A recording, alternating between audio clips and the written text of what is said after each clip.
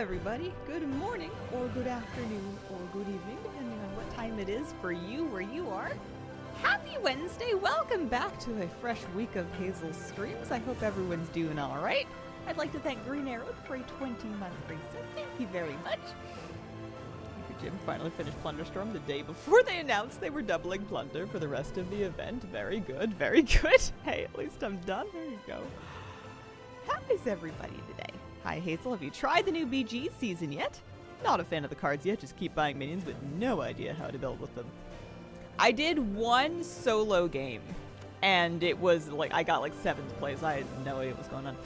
But I did play a bunch of duos yesterday, and I had a marvelous time doing that. What a cute cat. Kitty cat, you hear that?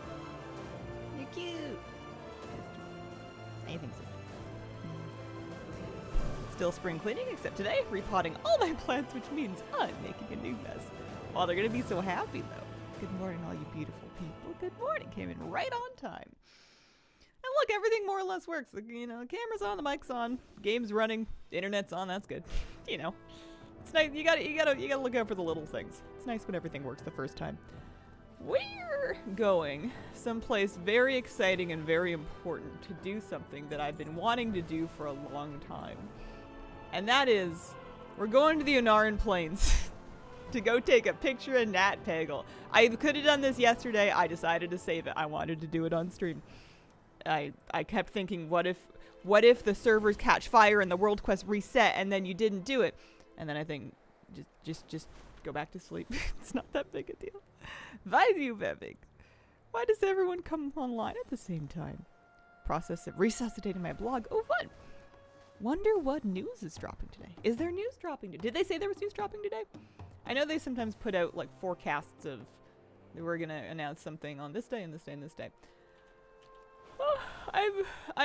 We're all kind of expecting War Within Alpha to come out sometime. We just don't know exactly when. When Pandari's supposed to arrive? We don't know yet. Probably not next week. Maybe, but probably not. Next week is Season 4, and it would be a really bold move for them to dump Remix right on top of Season 4. This week is kind of a, I don't want to call it a dead week, but it's a little, it's a little, not a lot going on. So we're gonna have to kind of make our own fun this week. I'm still working on the meta achievement, but this thing that I'm about to do is one of the last things that I can do for it. So we need to find Mr. Nat Pagel and take a nice picture of him. Assuming that my macro that was for him. I mean, we can just take a look for him as well. I won't finish the world quest until we're sure that we've done it. He's on a bridge at the end. Okay. I have not seen any leaked screenshots. I have nothing but skepticism for any and all leaks. And even if they're true, like, there's no benefit to knowing them early, so I don't really worry about it. I can't wait to try some other games. I mean, we could, you know, just play duos all day. I'm not against it. You guys might be, though. From what I've seen from playing duos is that it's very fun. The turns do not feel long enough to make all of those choices, so there is less time than normal to socialize. Bridge on the end, gotcha. Haven't put out a week ahead post in a few weeks now. Oh, I see him. Did I get him? I got him! Woo! We got the bestowed Ahuna spotter. I don't even need to finish this quest, do I? I have been finishing them, but I have that appearance already. That was the last thing I needed for Wake Me Up, so I am up 1 mount just from that. Let's take a look. It is a bestowed Ahuna spotter. Set favorite. It's for the Waking Shores achievement, funnily enough.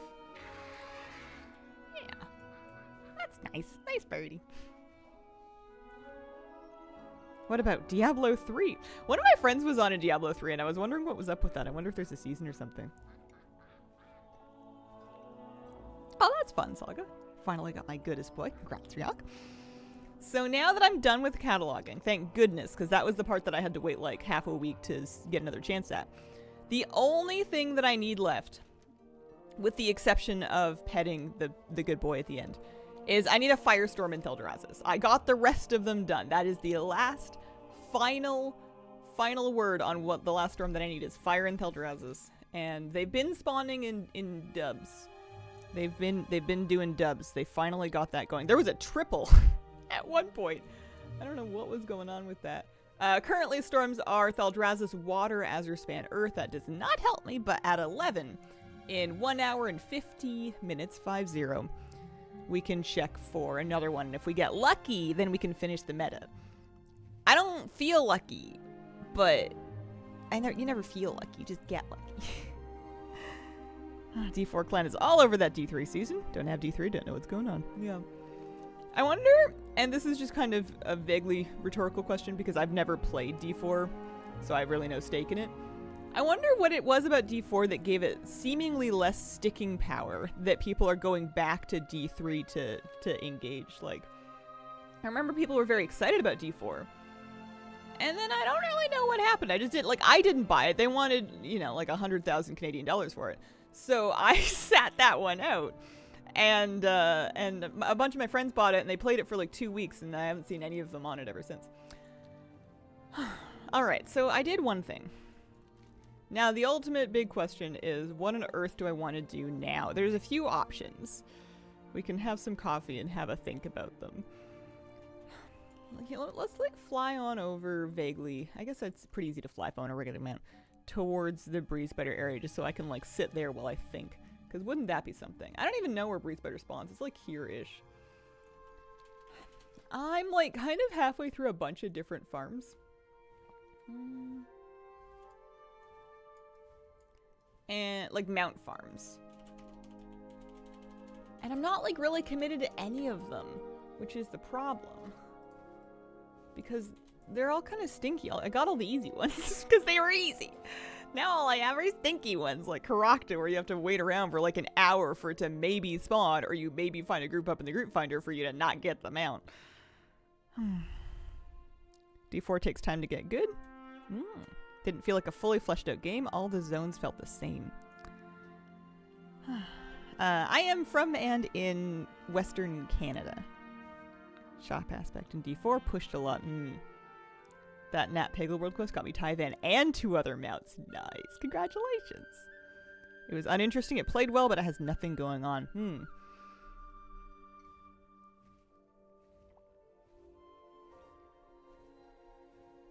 Focus on the overworld. Core gameplay feels stale. Speaking of, the hard part of Lucid Nightmare was the match 5 game. The hard part of the Lucid Nightmare was the maze, from what I remember. Which I don't remember much, because it was a long time ago, but I vaguely recall the invisible maze being the problem. So, in vague ideas that cross my mind for other things that we can do, because we have a whole week of stream before Season 4 comes out. Once Season 4 comes out, we can work on, I want to work on getting Mythic Plus rating up. I want to work on getting my Keystone Master sorted. I don't know if I'll do it on stream, but I want the Vicious Mount, but I don't want a PvP. But you have to if you want the Vicious Mount. So in Season 4, I think I'm gonna bully Flabby into helping me, and then just see if we can squish it out in 3. It won't be fast, but it'll be faster than Shuffle was. Shuffle was egregiously slow, especially with my win rates. So and then of course raid will just kind of happen on raid nights, and I don't think there's anything else that's really. I don't even know where Breeze Spider spawns. It's like a cave or something. Is it that cave? No, that's Camp Antonitis. I guess I should go pick up the Big Dig quest so that we can do that when the dig comes up.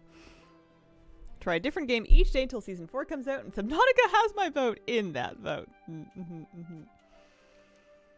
I want... My desire for just life in general right now is I want everything to be manageable and organized and not overwhelming. And I think in the interest of that, I know it might be boring, but I don't really want to get into new stuff. I want to tidy up the stuff that I have. Big Dig Trader's Rest. There we go. We can pick that up at least. I don't know how long the maze took me, but I just YOLO'd it running into whatever exit I feel like. Best tips for someone that doesn't PvP in order to get them out. Turn off your chat window so that if anybody says anything that is mean, then you don't get your feelings hurt. That's the thing that makes people quit before anything else. The actual gameplay of it is you just press your buttons and they press their buttons and eventually somebody does it better. And the MMR will eventually match you against other people that are playing in a similar way to you. Transmog, check. You want to see my transmog? I'm still wearing the dandelion dress from the trading post. I have a rose in ear. I have a little wand. I think she looks nice. Yeah, one more storm left, and then I gotta pet the good boy and get the good boy mount. Watch your Jennifer guide. Got myself a spooky void cat. Congratulations. The bunny ear. Yeah, bunny ears were for Noble Garden only. They unmogged themselves most rudely and gave me like a big ugly helmet. So I've changed it to a nice yellow flower, which I think is nice too.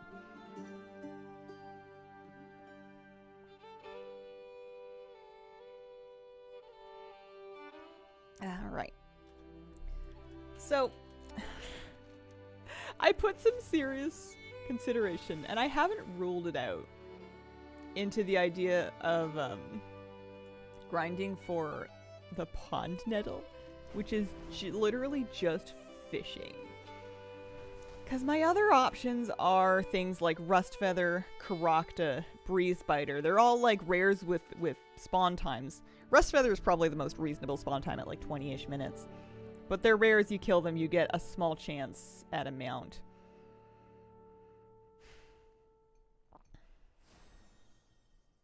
Which is fine. King's Rest is there. It's an option. Do you have all the transmog you want for the different factions? Probably not. That's like a big, messy project, though. I'm not really anywhere closer to 100%ing transmog, so I'm not actively pursuing it at this time. At least not when it's something big like that. Like if it's something like what's available from Plunder Storm, then I can grind out and get all of that. Like the HSBG streams, if that helps. Aw, shucks, thanks. Level a Worgen, or is that remix territory? Oh man. Worried about getting Legend of the Multiverse? I had no rep for it. So I had started to move a few characters out to Caracta. The thing that made this kind of brutal is that it was really mean of them to change the make them despawn when no one's around. So like you can't even find them up really. And they said they were going to adjust the drop rates on the stuff to compensate, and maybe they did, but I don't know, man. I've done a handful, and I haven't seen anybody in my groups or myself get anything. Imagine Hazel leveling a Worgen. Yeah, I don't know. I've tried before. I've started a bunch of them. They're usually druids, like feral druids, and I usually get them to like level 20, and then I move on with my life. Tried so many times. I think I've just come to accept that I'm not going to have every type of character, and that's fine. I don't really need to. It's okay for me not to have like a Worgen or a Panda or Volpera. They just run so... I used to really dislike the female Worgen casting animations. The big... I think they changed it. I think they made it a little bit less obnoxious, but they used to have this huge like baseball pitcher swing that was the goofiest thing that had ever been seen. Aside from mount camping for things like Caracta, Rust Feather, Breeze Biter. Other projects. I'm trying to think of if something sounds fun. Like I want it to speak to me is the problem. I want it to be something that I can reasonably do in approximately a week of streams. So, you know, call it like 12 hours if we're adjusting for starting late. Nax is an option. That's not the worst idea. What do I want is the thing. I've been playing so many other games, I'm like a little bit disconnected from WoW. I'm not like super anticipating any particular goal. Like my gold making is I haven't really been gold making. I figured when season 4 starts again, that's not the worst time to look at it. I do have the tome mount. I have the soaring spell tome, Mage Tower round 2. And then like next week, you know, we'll be able to relearn how to do all the dungeons. I'll be able to like brush off my priest and start healing again. And that'll be fun, I think. Bear Bakery, thank you for the 54-month resub. How is the Tyvan grind going, Hazel? Very, very well. Thank you. I need one more storm. I need fire in Thaldraszus. Someone start playing with matches out there. I need it. Hi, Hazel. You excited for Pandemonium? Yeah. I want it very much. That's going to keep me busy. That's the kind of thing that could occupy me thoroughly for like a month straight. Does anybody in your family or friends in real life know that you play WoW? So all of my family knows. All like 3 of them. Because it's my job. And also it's not like a big secret. I don't exactly have real life friends. Like I have internet friends. And then I have people that I'll like wave to outside because I know their dog. Those people don't know that I play WoW, but they also like don't know anything. Imagine if you were a secret WoW streamer. Call Sylvanas. Yeah. But I'm not in a point in my life where I really know people that are terribly like judgmental or trying to hold me to any kind of like perceived social standard. They're just happy that I've like, you know, if I've been showering and paying my bills and like eating, they're like, wow, she's doing great. Go team. Are we your coworkers or employees or consumers? Take a guess. It's a bit different because obviously it's like I'm basically busking, right? Like it's not a paywalled content thing. Like somebody can watch this on YouTube, they can watch it on Twitch without paying anything. So you're not exactly a customer. You can be paparazzi if you want. We can feel famous. Good. That's exhausting stuff to be held to. Yeah, life is a little too short to be worrying about what other people think of you. And if there's people that are making you worry about it, I'm not saying cut everybody out because that's dramatic and drastic and not reasonable, but yeah. The other strategy is you just disappoint them enough times that they stop expecting anything. I am the entire company.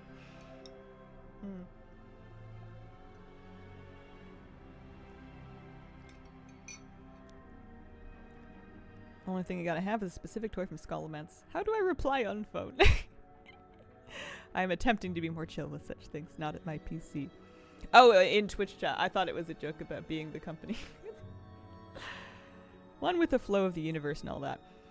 Yeah. The good news is that the bad news is that's a hard thing to do. And speaking about and for my own experience only, I found that to be a very hard thing to do. But the good news is that hopefully I have the rest of my life to work on it. It reminds me of something I read when I was reading about dog training, is that there's some things when you're working with your dog that take years for them to learn how to do well. But the good news is that, you know, you have years, hopefully all things going well. Like it doesn't have to be done within the first like 3 weeks. Pretty sure everyone needs Firestorm and Thaldraszus. Hazel, it can be a joke about me being Blizzard.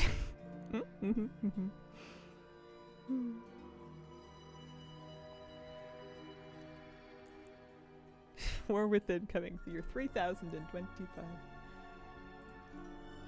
The other thing I could do ahead of season 4 is just do a big fat bag cleanup. Just go ahead and go through and get rid of all kinds of extra odds and ends. My bags aren't that bad though. Like I've kind of been doing this over time. Like whenever I've been camped at something like this, I usually just start picking at my bags like a scab. Like I just kind of go through and start deleting things whether I need them or not. So my bags are not perfect, but they're not awful. I've seen worse. I do have a lot of characters on which to repeat this process, but another alt purge. I don't think I want to though. I'm okay. I like the alts that I have.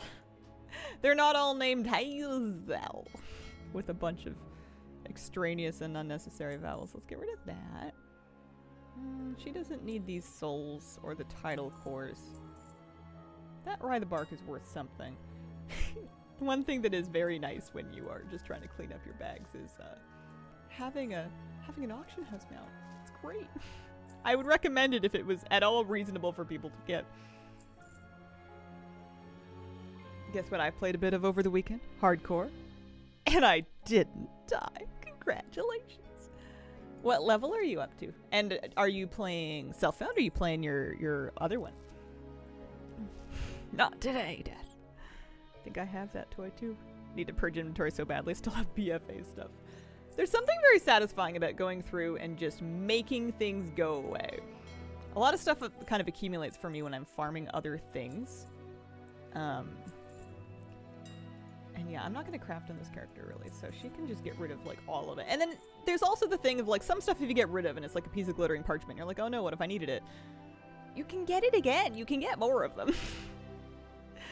It's not a big problem. A lot of these things are pretty easily replaceable. Well, the quick hand. Yeah, we can sell off those. I don't think I'm gonna be doing content on this character, so we can really just like sell her stuff. That's fine. Send it. What was I gearing up this character? I think she was my Shadow Priest. I think for whatever reason I was playing her Shadow specifically, so I did gear her in season 3 or whatever, maybe 2. Vantis Rune Technique, that can go away.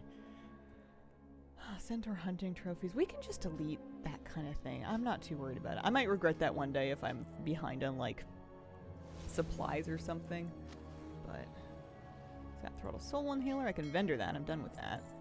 That's a story of a memorable victory. Could abandon that quest. The Scouting Report, the Mysterious Cube. That is a Legion thing. 3 Dragon Shards of Knowledge. Could probably just vendor those. Get my 200 gold. Although I could vendor them later. What if I end up needing metal for something? Maybe I'll end up needing metal for something. Feels bad to vendor Dragon Shards. Any Karakta luck? Oh, no, that's a Skara Feast. I got excited for a moment. This a new alt?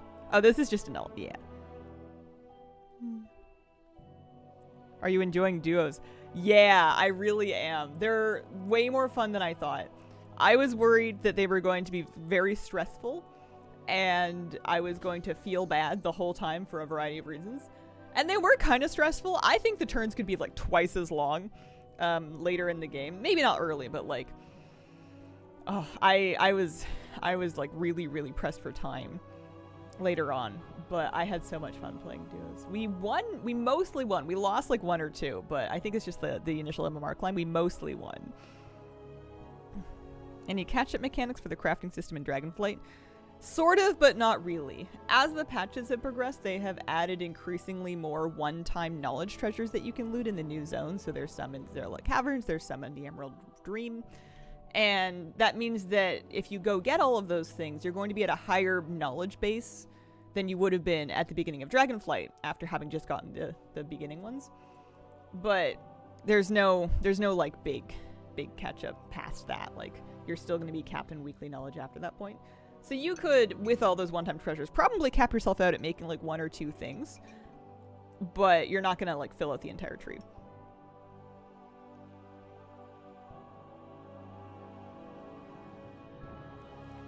Need to start selling mats more. Keep so much of them because I feel like I need it. Yeah, maybe they're 200 gold each. I might be just misreading my vendor tooltip. Yeah, it looks like they individually vendor for 200 gold, so it could be 600. It's interesting that it doesn't show you the vendor value for the whole stack.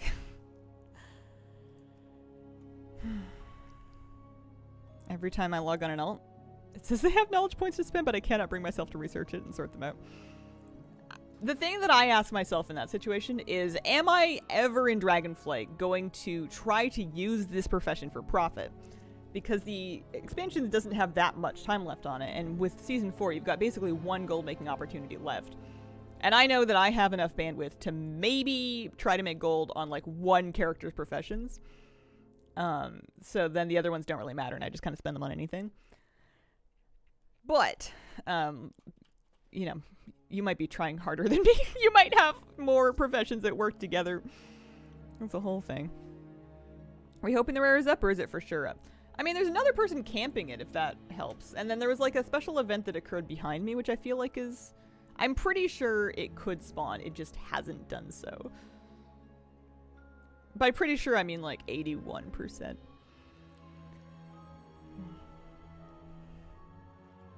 Cap 2 nodes, plenty already? Yeah. Must be expansion-specific nodes. Wonder how else they'll improve, change it.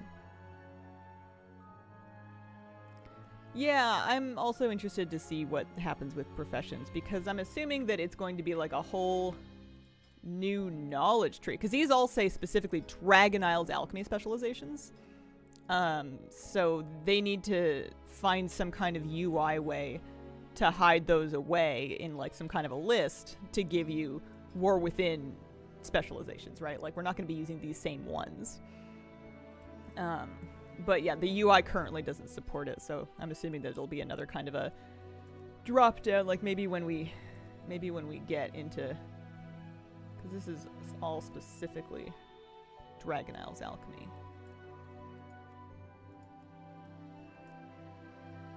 Oh yeah, yeah. So maybe it'll go by this. This still says Dragon Isles, but maybe they'll have that window change based on which expansion you've selected in this menu. That would work. That would be the simplest solution that comes to mind. Completionist when it comes to professions? So I can't do engineering. Way too many things to try to 100% it. Yeah, that's a big project. Maybe they'll forget about them. That would be pretty cool. I really enjoyed professions in Dragonflight, but I know that they were very divisive. I think one of the things that made me enjoy them was that I was starting from the beginning and that I was willing to use add-ons. I think that if you were trying to do them without something like Craft Sim, it would just be too messy to navigate and there would be no chance. Also, I had a flabby. So whenever I needed a piece of gear crafted, I had a friend who had leveled basically all of the crafting professions somehow. Heavens to Betsy knows how. But I could be like, hi, can you make me leather boots or can you make me cloth shoulders? Actually, I don't know if he had tailoring. He might have had everything else, but like he had cloaks basically, cloaks and jewelry and stuff. He had a jewel crafter. So I could get like my crafted gear done within the guild instead of having to go onto the public market. I didn't. The only time I ever got a gear made by a stranger, aside from like some basic crafting gear early, was my first lariat. My very first elemental lariat I got done by whoever the person on the server was. Might have been someone called Toasty. I got that done, but then after that I was able to do it through friends. Where can we get a flabby? We all need a flabby.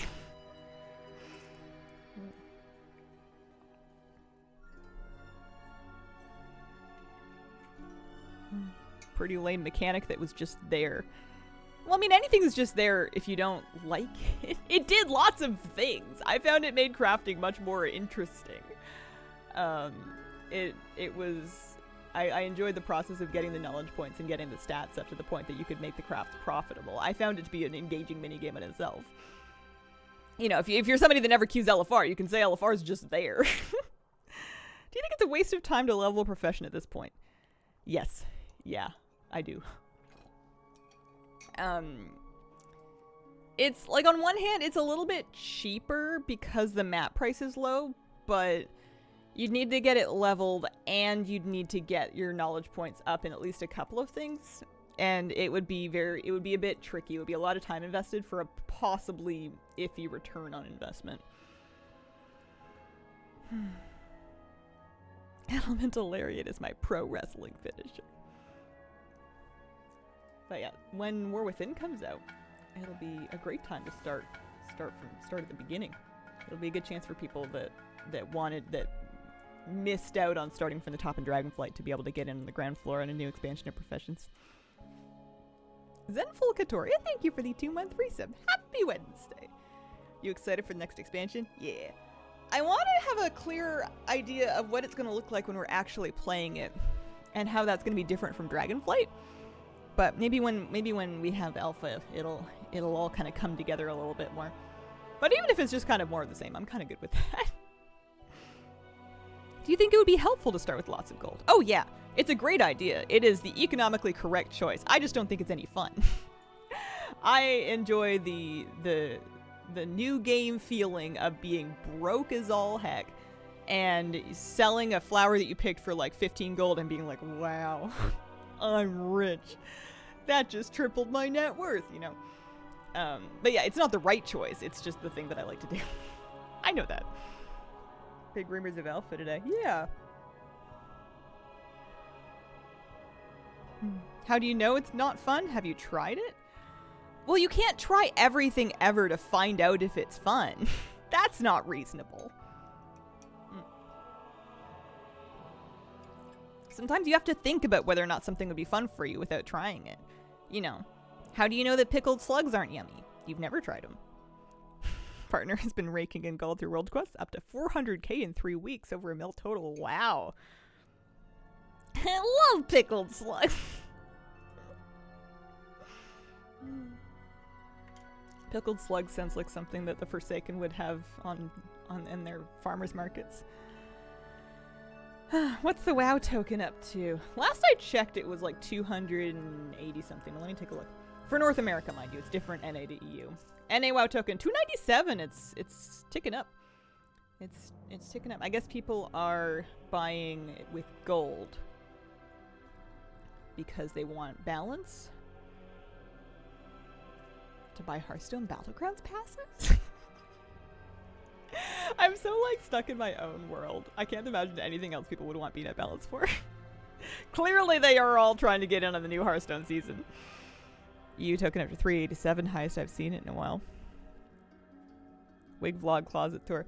I did move a few of my wigs and wig stands to the I mean, they look a little spooky. They kind of look like they're haunting us, but they're on the shelf behind me because the shelf where I was keeping them was a little crowded and it was making them tangle more than they needed to be. So I'm making use of some of that shelf space. Don't eat raw or live slugs. I will do my best. Yeah.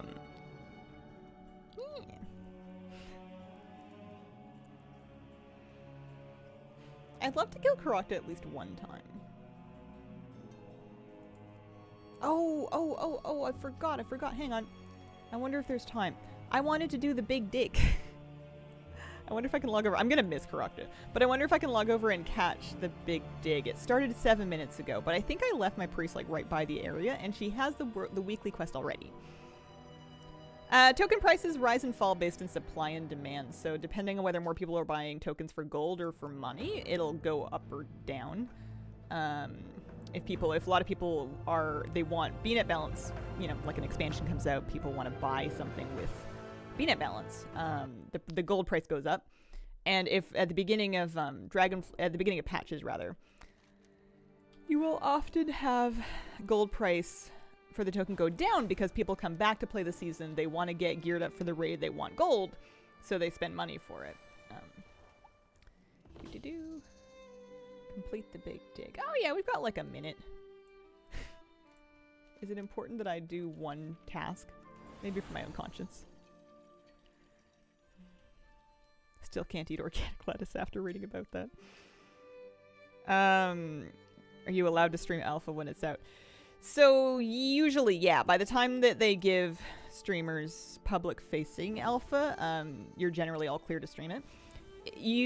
They have on occasion in the past, not this time with me anyways, but like it has been done before where they've had like a closed testing like weekend or something for creators, where they have tested it with an NDA, and that you cannot stream, but you can usually record from it because normally they want you to post content about it after they lift their embargo for it. They have done that in the past, but if it was happening this time, it was not happening with me. Start between historically significant and just plain rocks. But yeah. Usually when they give the content to creators, they want people to it's usually because they want exposure on it. Partly because partly just to build hype for the content, but also because you know, it gets more people interested in talking about it and looking into it and gathering it's more feedback for them to gather. They can get a better sense of public opinion. Play on stream with full screen cam. Describe the gameplay verbally.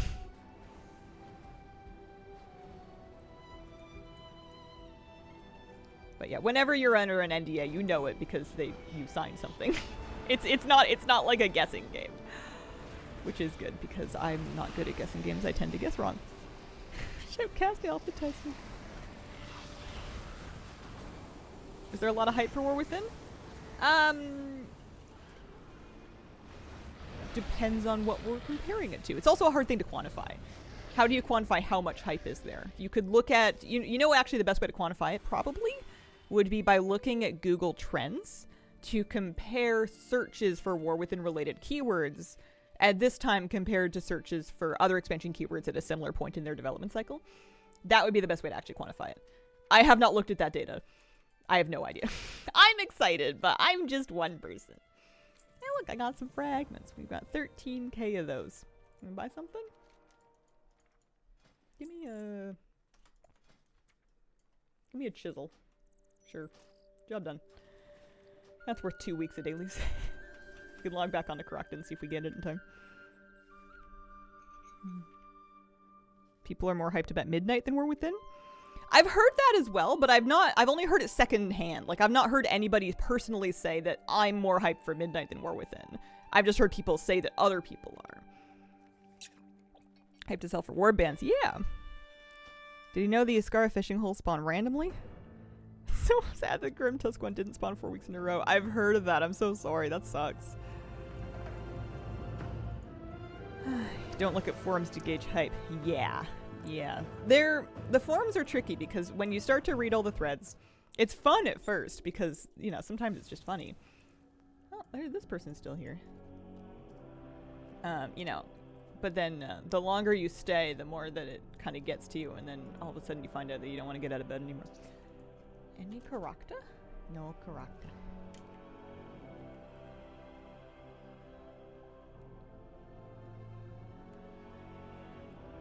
Hard to be hyped for something that we know next to nothing about. Yeah, I feel that. That's the way that I feel about this like Midnight and then whatever's after that. Is I don't know anything about them. And I know that for me, my expansion hype is typically driven by the systems they're promising. So for War Within, the Warbands, everything related to Warbands sounds awesome, and I'm very excited for that. Delves are kind of like a question mark for me. I need to play them to find out how they're going to fit into my life, if they're going to be a regular part of my gameplay, or if they're going to be something for alt, or if there's something that I don't engage with much. And then I've forgotten what else they're doing. Earthen are, to be honest, not top of my list. Earthen are kind of like, and I'm happy that other people are happy, because there must be somebody happy, but like they did not excite me at all.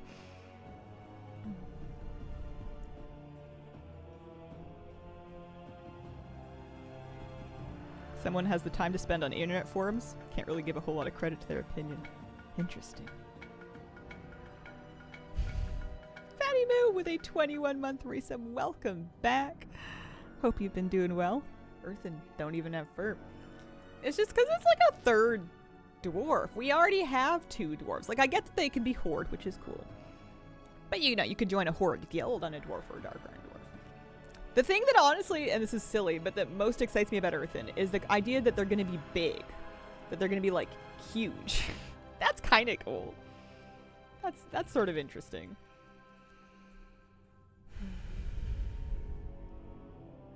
We'll play every dwarf they add to this game.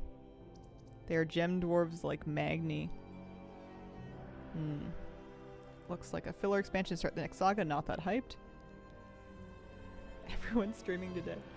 Are people playing... I haven't looked. Is it because of the Plunderstorm buff? I've heard that they doubled Plunderstorm gains and also gave an end date to it. So I know people are probably playing it for that reason, but... Excited to see their customizations. Fun looking female dwarf beards.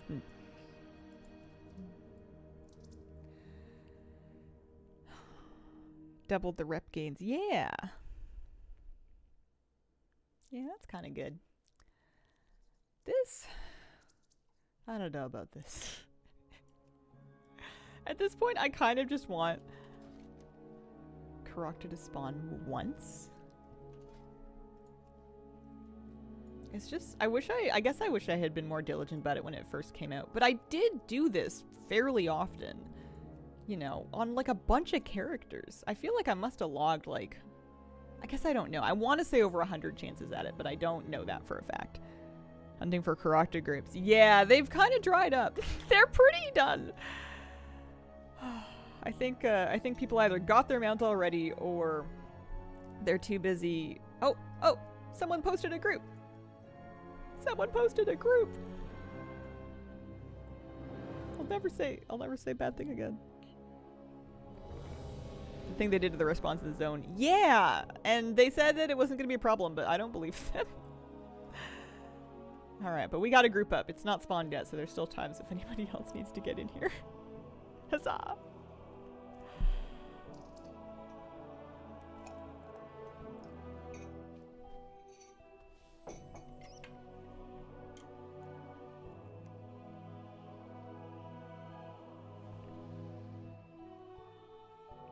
So many manuscripts that I still need from the rares, and now it's insufferable.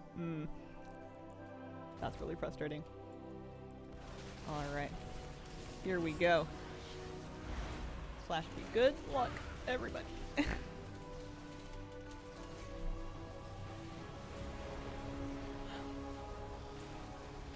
Imagine the mountain. Picture the mountain.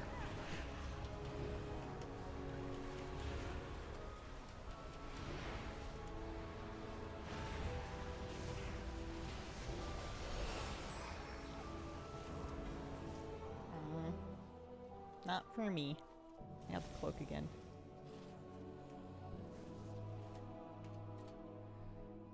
I don't think anybody got it.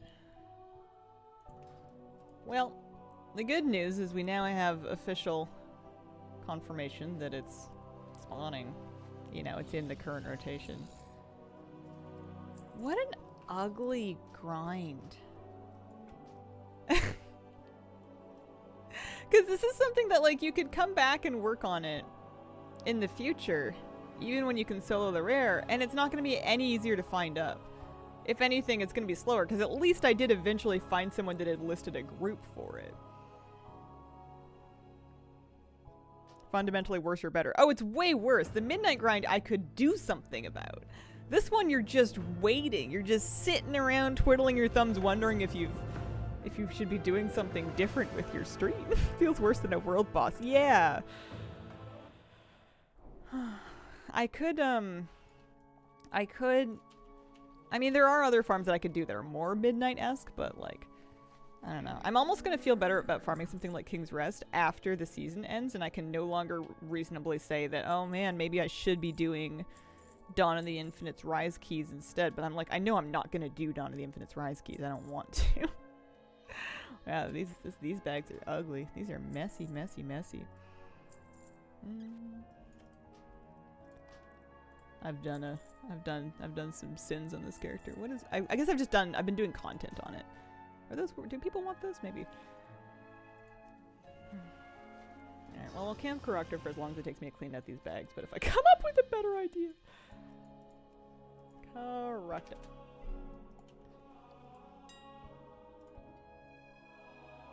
Invis.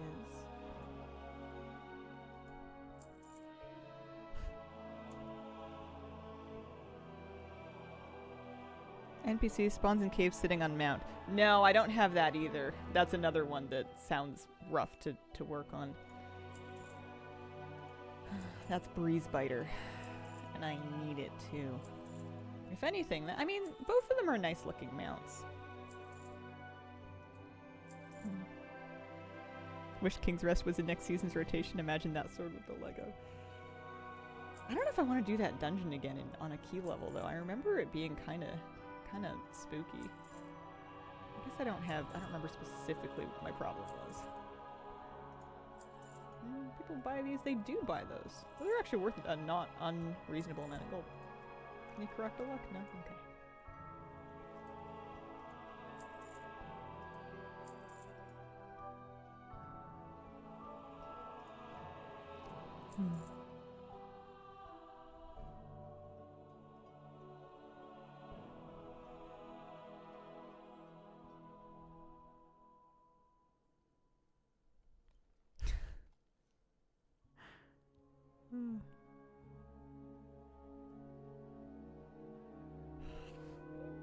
You guys are funny.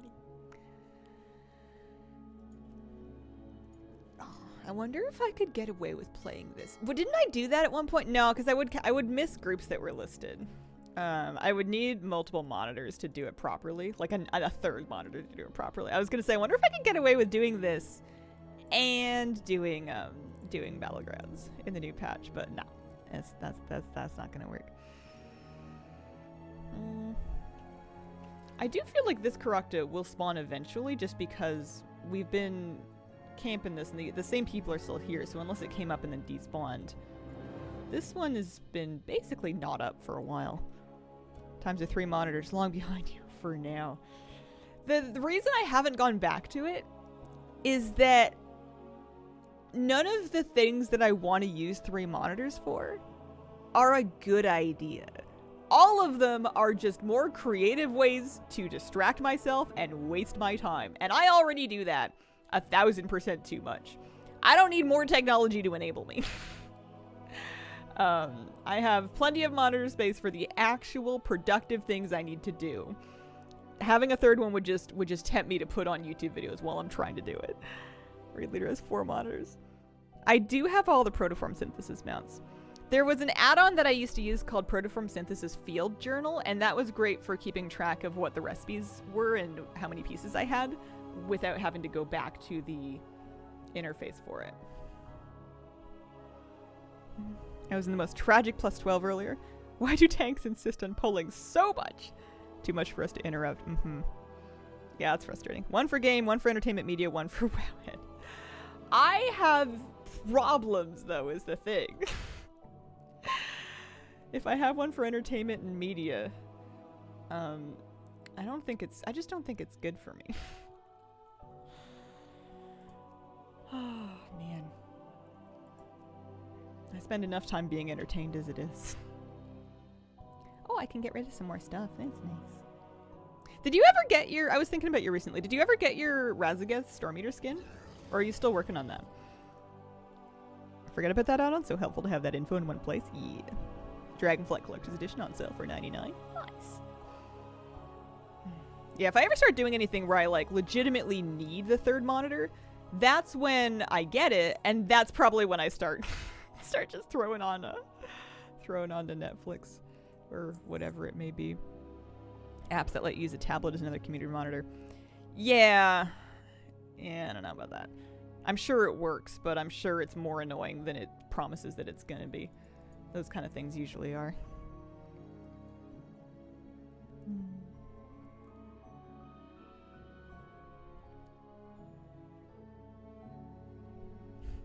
One monitor for Discord, 1 for YouTube, 1 for Facebook. Just make a wall of monitors. I don't know. I think we can take the Facebook monitor and we can scrap that for parts. When was the last time? I mean, listen, I'm speaking from my own experience. I'm just really prejudiced against Facebook. I haven't had a personal account on it in a long time. I do have a Hazelnut Games account. I usually post the raid guides when they come out, and that's usually mainly the gist of it. But when was the last time that caused any good feelings? Used to have 6 when I was day trading. App is more held back by the tablet being laggy than anything. Yeah, but it is held back by something. That's the thing. There's always going to be something that makes it not seamless. I don't care whose fault it is.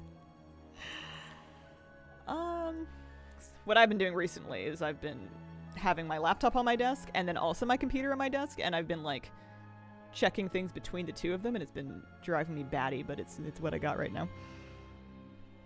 96-year-old grandma's on Facebook. I'm required to stay on it. I kind of want to get up and take an early break, but that's a guaranteed way to make Karokta spawn. Although, I could say that, and then I could be like, well, I'm going to stay until Karokta spawns, and then Karokta takes another 90 minutes. So, oh well, BRB!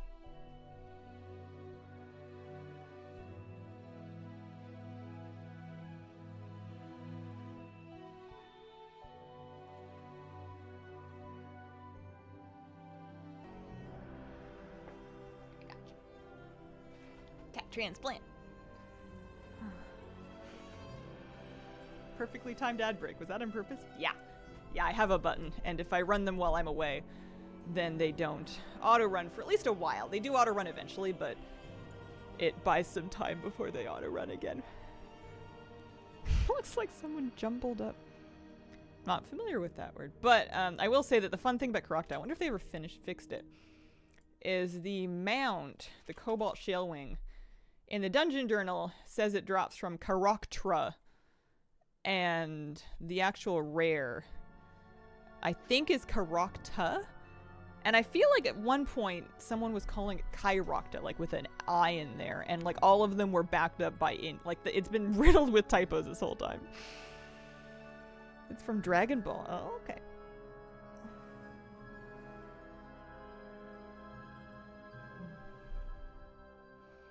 Maybe you're farming the wrong rare. Low drop chance? This number is the percentage of characters that own the mount according to wherever Mount Journal Enhanced pulls its data from these days. It used to be Rarity Rater. We don't know what the drop rate is. They were supposed to adjust it up after they made the rares harder to find. Oh yeah, that's what the mount looks like. Congrats on your Party Herald title. That's what we're trying to farm. I don't have one, but Fubuki does. They never fixed that typo in that one Shadowlands mount, so who knows? Just rubbing it in. Ah, it's only fair. It's the kind of thing that I like to do. I have no high ground to stand on because when I got my Soaring Spelltome mount, I took it right to the side of the Mage Tower queuing NPC and I sat on it for inspiration. Yeah, no, there's no shade in the flex around here. Oh, yeah. So it's gonna get bigger again, right? Like that's the small size. That's pretty cool. Hang on a second.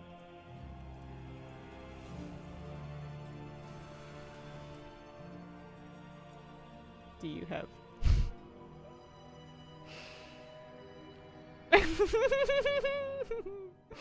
I can't believe you've done this. This is a friend of mine. At some point, need to go back to the last 3 Mage Tower challenges. Enhanced Shaman, Healer, and Twins. Oh, man. Enhanced Shaman is fine. The good news is that the Enhanced Shaman one is fine. I also have this skin, but you can't switch them on the fly. Is Tyvan still tiny? It's like normal mount size, but yeah, it needs to get back to being big. It'll do it in 10.07. Yeah, they're gonna fix it. They just haven't done it yet.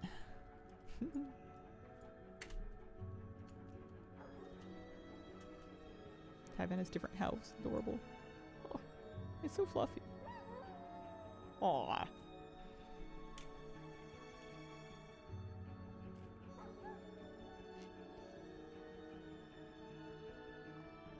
2% away from beating Twins shortly after it released. The stalker guy died, the big guy enraged and two-shot me. Oh no. Oh man.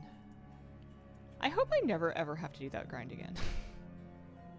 That boss fight, and I mean this in the most respectful way possible, can bite me. Ooh.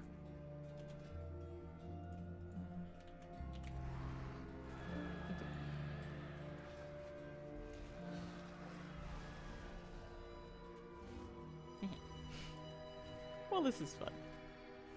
I used to have, I forget what add-on it was, but I used to have, I think it's Light Mount that does it. It lets you target a player and then hit a mount key, and if you own the same mount as that player, it'll match their mount. Yeah. I don't have it installed anymore, I don't think. A, B, C, D, E, F. Nope, I killed it. Dead. You're a bigger person than me.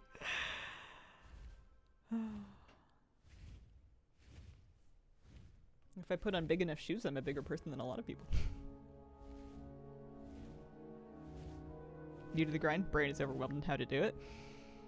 The one thing that's nice about the Mage Tower grind now is that it is easier than it has ever been because it was tightly tuned for Shadowlands talents, and then Dragonflight talents are kind of more flexible, And you're able to get multiple utility. You're able to kind of build for utility in a way that you weren't able to quite the same way with the Shadowlands talent. So you can kind of not cheese them, but you can get through them a bit more reasonably.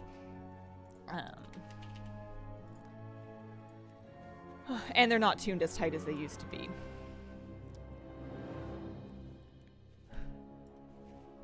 Used to that.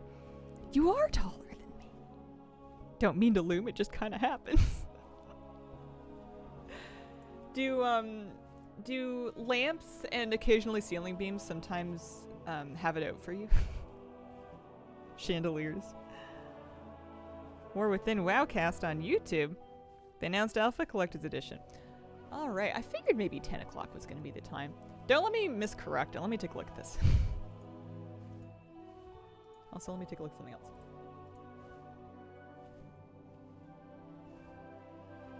Okay. Wowhead. Wowhead is hosting a mega stream covering class changes, new hero talents, and much more. Collector's Edition preview. Let me check World of Warcraft. I'm gonna be really sad if I'm left out for some reason. News. Wow, the WoW news section is like not working right. They usually have like a news reel, and it's like totally dead. Yeah, I'm waiting for a rare. I need Karakta to spawn, and then I needed to drop them out for me. I have my work cut out for me avoiding hazards. I don't want to watch the video.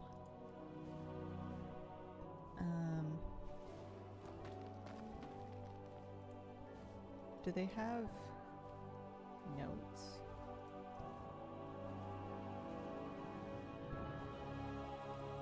Interview. Physical Collector's Edition is available.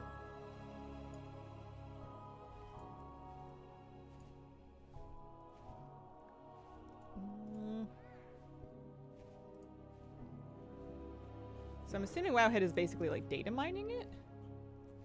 Because they've got like talents and stuff.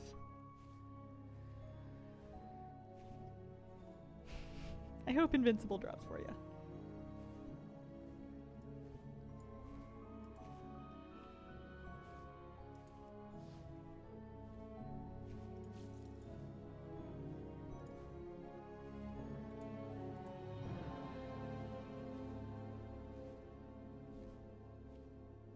In an interview.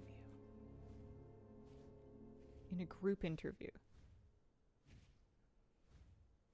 Heroic Week is returning. Wait, what? Okay, this is what I'm looking at right now. Is the Wowhead article about the group interview thing. Blizzard revealed that Heroic Week is returning in the War Within. Dragonflight changed the raid release schedule for the first time, removing Heroic Week, a 1-week period where Mythic raids and Mythic Plus were not open. Removing it had upsides for players, such as not having arbitrary caps for a week. It's been criticized by others for having guilds feel like they have to spend every available hour doing Mythic Plus spam. Raid bosses having a larger power delta. Lack of class tuning. First couple of days of the Race to World First being nothing but heroic splits. One of the considerations for War Within is for the first time in WoW history, we're doing an early access period for folks who are able to purchase the higher end product. Okay. And so they'll get 3 days early access for that. One of our major goals was with allowing that was that it didn't feel like it gave an advantage in any power race. Level up, get to max level. They want to have access to Mythic Zero and other opportunities where they can get sets of gear. Then we'll have a period where we can access Mythic Zero system. Then the season will start and you'll have Heroic Week. And then you'll have the rest of the content unlocked. Okay, so they're basically just gating it out.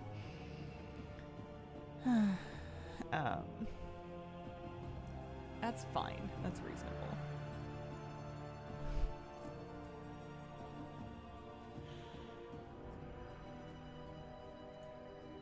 Yeah, there's a lot of class changes, reworks, monk, evoker, etc. Check something.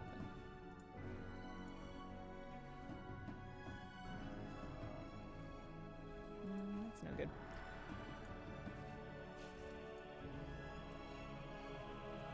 I have a Panda remix question. Since Rhinestone Sunglasses Rare can drop off any Panda mod for jewel crafters in retail, will that be the same for remix?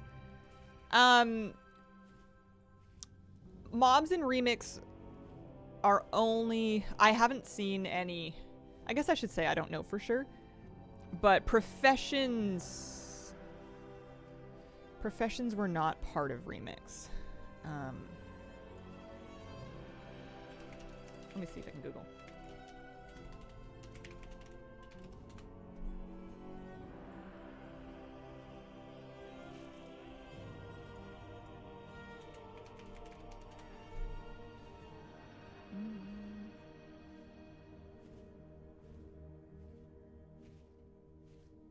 Yeah, I don't think that you can get recipes. I'm not 100%, but I don't think you can.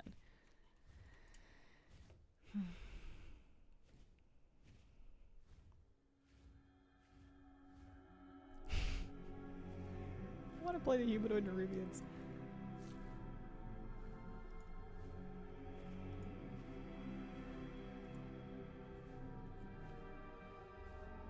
Full alpha hero talent trees, updates now. Wowhead, 6 new hero talent trees. Okay.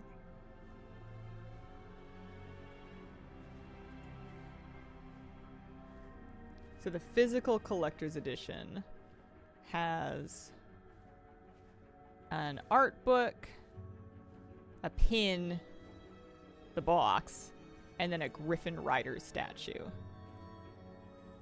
And then all the stuff that came with the digital version.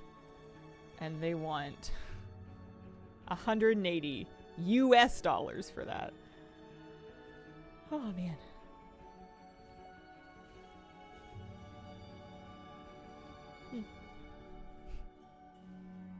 Rip the mouse pad. Yeah, no mouse pad. At least they still do the art books. Those are nice.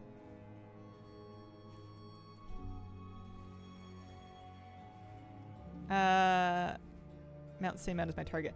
The add-on that can do that is called Light Mount. L-I-T-E-M-O-U-N-T. And you can also just like do it the old-fashioned way. You can see what mount they're using, and you can look for it in your own journal. I don't have that one. I never did Glory of the Dragonfire Hero. I have a different lava snail, but I don't have that exact lava snail.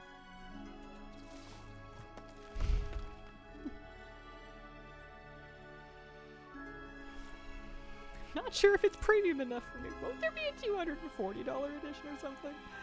What if you just take the Griffin Rider statue and then you take your cash and then you just tape it to the bottom and then it's like premium Lux, you know? That's how you know you're really getting the highest end product.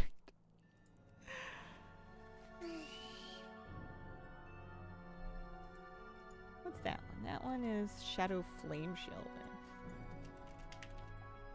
I do have that. I think I have that because you organized the achievements. Finish my last glory. All done till we're within. Nice.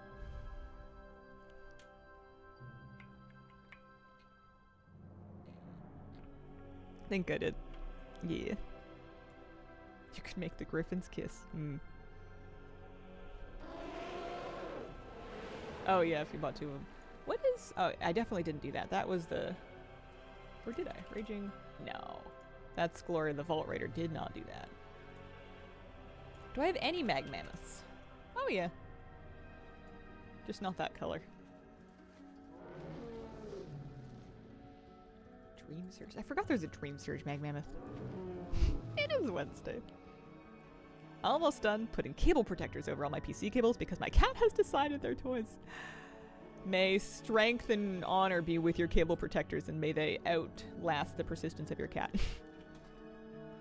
There was a time in my puppy's life where he was chewing on internet cables, and I got a bunch of protector that I installed, and that was just another thing for him to chew.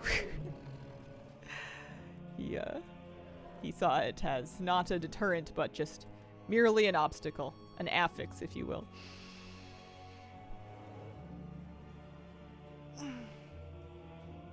Yeah, the list price would not include tax.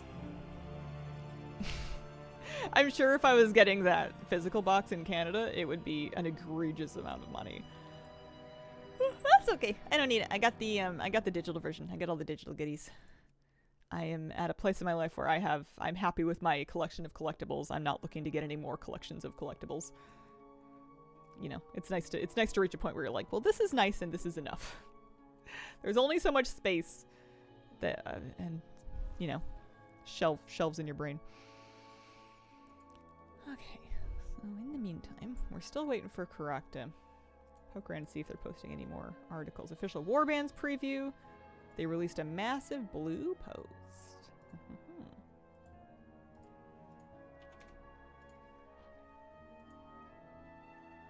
Shall we look? Have a little look-see? Where's the original? Oh, a blog post. Okay.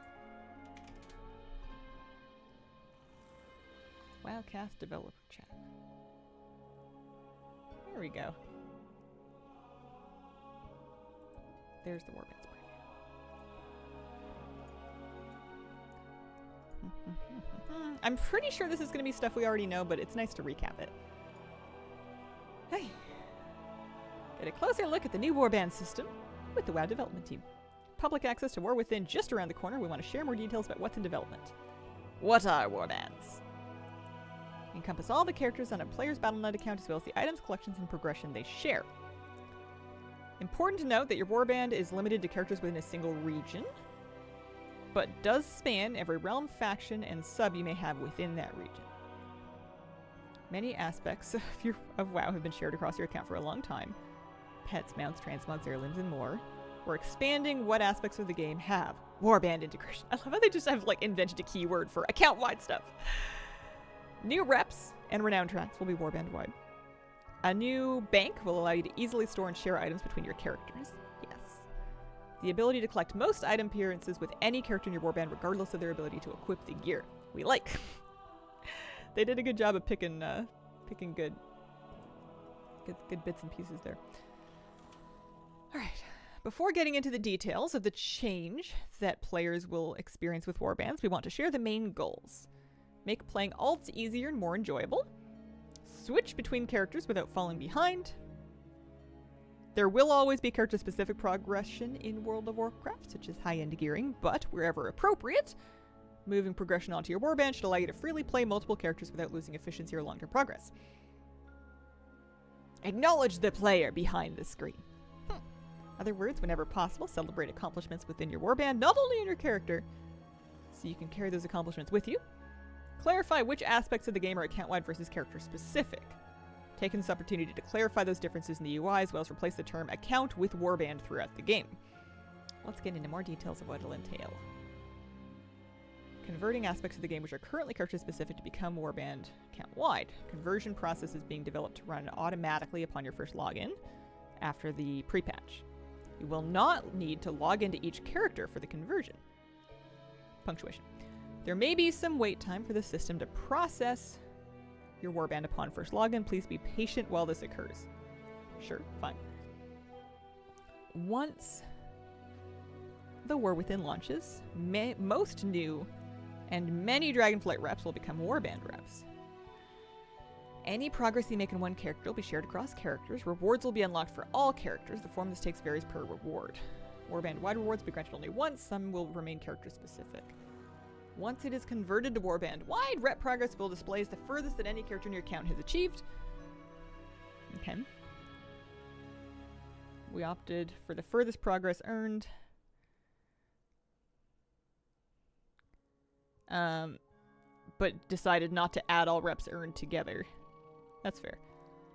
Here's the full list of converted reps from Dragonflight. It's quite a few of them. The reps we opted not to convert, including Winterpelt Firbolg and Glimmerog Racer. Because Firbolg had the language thing, and the snail racing thing felt more like a personal standing in the snail races. That's fine. Minor reputations. Yeah. When it comes to future conversion of reps, the current plan is to work backward into older expansions. Converting many old reps over time is a time-consuming effort. It will take a while. There will be a limited number that won't be converted because it doesn't make sense from a fantasy perspective or involves a character-specific choice. So, for example, Alder and Scryer and the Covenants will not be converted because they represent per-character choices. Fine.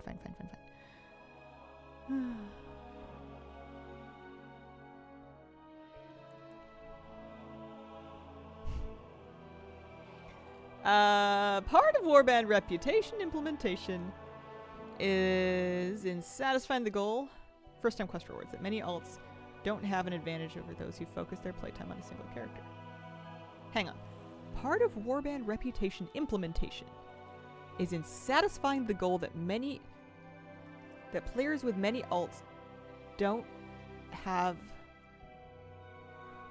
an intrinsic advantage over those who focus their playtime on it.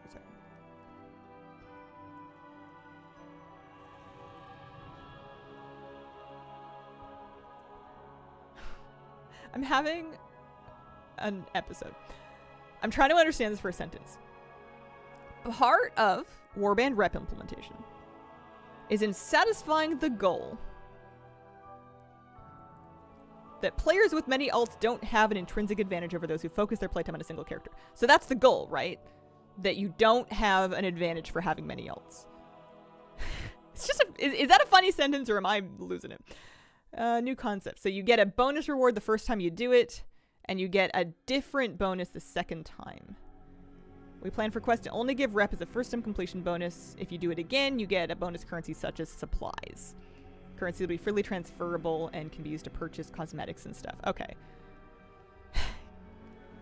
Yeah, you can't do the same quest to get the rep repeatedly. That makes sense.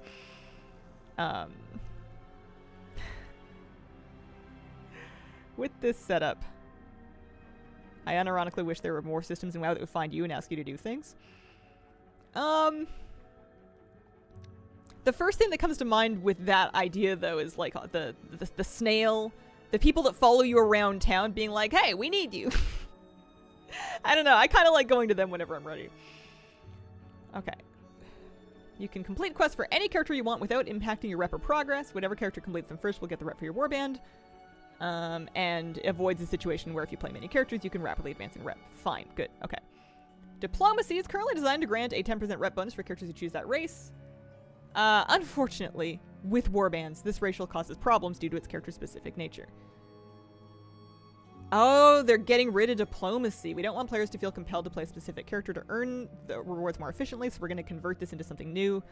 We'll share more info on it at a later date. Yeah, rip diplomacy. That's funny. I mean, interesting, I guess I should say. Did I miss it? There's people going. Might have missed it. Oh well. Ripperoni. Earning achievements for your warband. They've always had an account-wide component to them. Some of them, those with the blue shade, are fully account-wide. Character-specific achievements in which progress and completion is per character. Often rewards are also character-specific. In the past, we've displayed your account-wide achievement total in some places, but only your character total in others, like in guilds. I did not know that. I didn't realize there was a separate character-specific achievement total. We want all achievements to be considered warband achievements. That's fine. Kind of thought we were there already.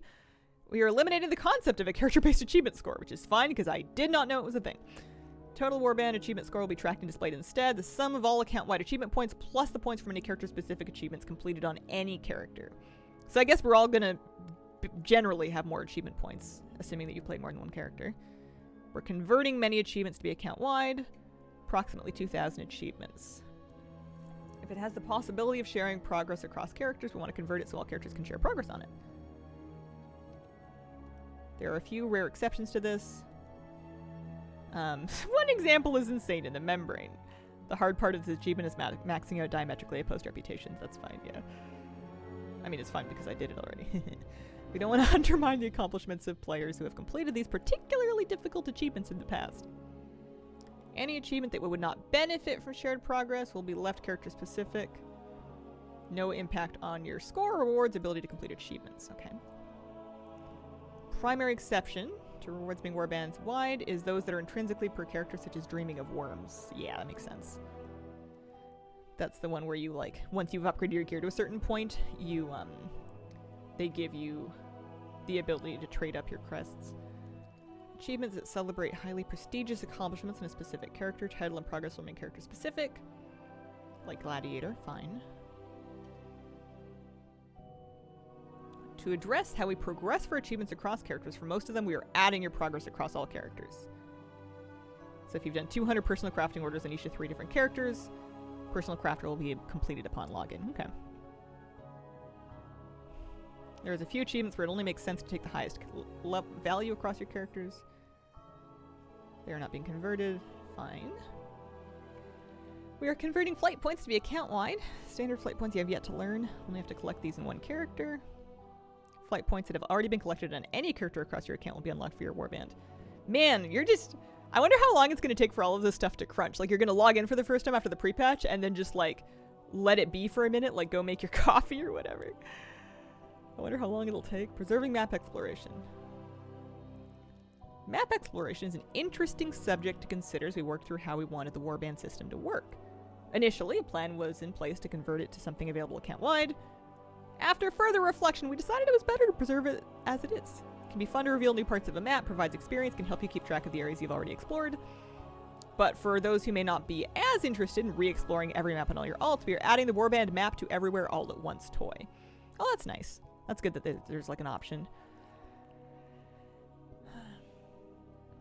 Let me check on this. No currency confusion. Like map exploration, it was decided to handle currency a little differently. Rather than making it fully warband-wide, which would create potential confusion, we opted to make it easier to transfer currency between characters instead. This will help avoid confusion over spending the wrong currency on the wrong character. Instead of relying on buying a special item, mailing it to an alt, you can directly transfer any shareable currency from other characters to the one you are currently playing within the UI. Okay, that's kind of nice. So, like, if I needed supplies, I could pull them from a different character without trying to figure out who had them. I don't know if it's as nice as just having them be... I wonder what confusion there was going to be. Maybe I just haven't thought it all the way through behind having them properly account-wide, but at least you can kind of zoink them. I am going to try to get into War Within testing. Fingers crossed.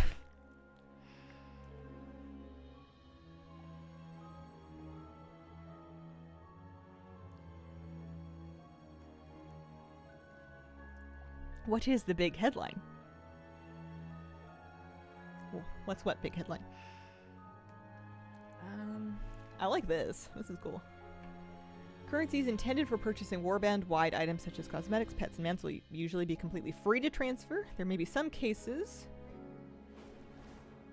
in which there is a loss in transfer of currency, like Cosmic Flux, that's fine. Note that there will be many currencies that will remain non-transferable, such as crest and flightstone equivalents, yeah.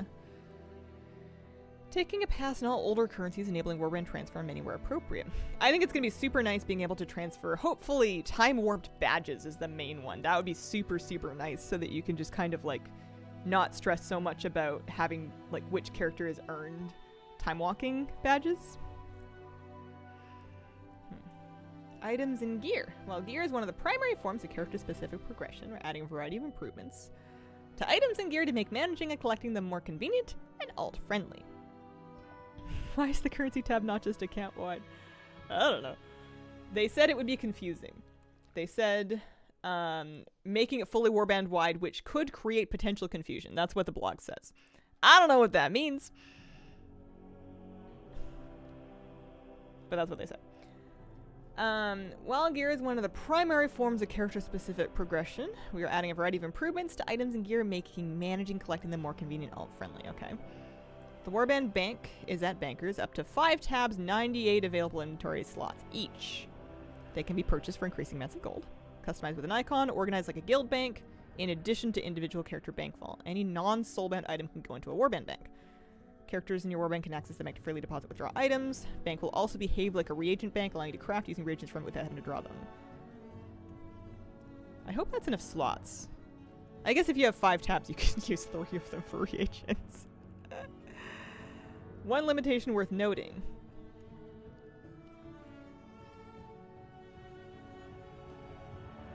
Like pet battles, players who play multiple characters simultaneously on Oh, I see.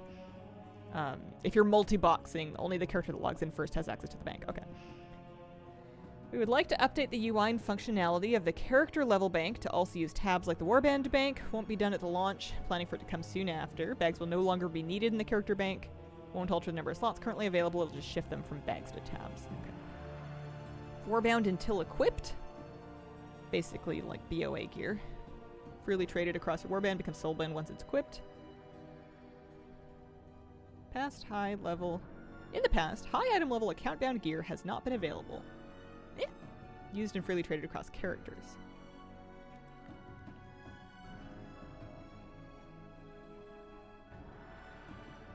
Oh, I see.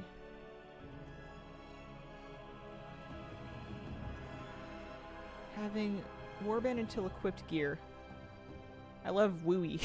Warband equipped gear available with raids, dungeons, delves. Small bonus chance to gain an additional piece as personal loot. Lower one tier. It's just like alt gear. Send to an alt character, yeah. It's weird that they're... I think maybe I'm misunderstanding something. It feels weird to me that they're positioning this as like a crazy new and exciting thing.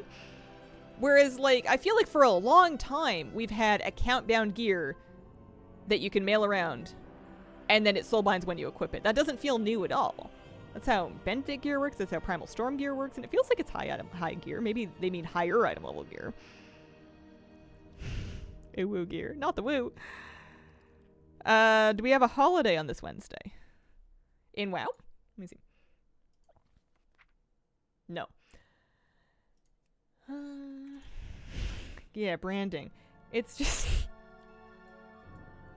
it's just a bit strange that it's like, we're gonna start providing this gear more often in a manageable and beneficial way. Because, like, of course we've never been able to mail around our gear. High-level account-bound stuff. Yeah, of course it binds when it equips. That's like a given, right? Anyway. Enhancing your transmog collection. Collecting transmog appearances has long been something that has required players to plan gear runs on a per-armor type basis. We want to make collecting appearances more Warband-centric to help players continue to expand their collections and style their alts how they want. In the War Within, any character can collect any item appearance regardless if they can equip the item or not. However, class-specific appearances are an exception and will still be collectible only by that specific class. Most class-specific items can only be collected by those classes through a set piece token. Others are only acquirable by that class anyways. Okay. So you're not going to be able to learn, like, Paladin tier on a mage, but you will be able to learn generic plate boots number 47. It's intended that this restriction has little influence on your ability to collect the majority of the transmogs that you want for your warband.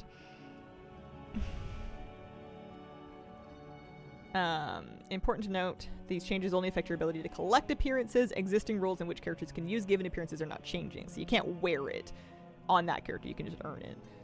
We wanted to allow you to view appearances and innate characters of any class or race within the appearance UI. Fine. Check on correctly. No.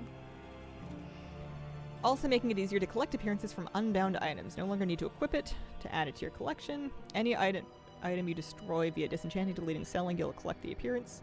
A new flow to directly collect the appearance from BOE gear that you cannot equip by converting it into Warband until equipped instead. Wait, what? There is a new flow to directly collect the appearance from BOE gear that you can't equip by converting it to Warband until equipped instead. So, like, you're committing that you're going to use it, but you haven't decided for who yet. You can learn the appearance before you soulbind it by warbinding it. Interesting. Existing gear in your character level bag or bank will be automatically added to your transmog collection when you first log in. To account for these changes, we are making a slight adjustment to how rolling for gear in raids with group loot works. Any gear that drops with a transmog appearance you have not collected yet will have the option to roll for it transmog instead of greed. Transmog has higher priority. When rolling transmog, any gear that drops that can be equipped by your current character will get a higher rolling priority than those rolling with characters who cannot equip it. So priest will always beat a warrior when both roll mog and piece of cloth gear. That's fine.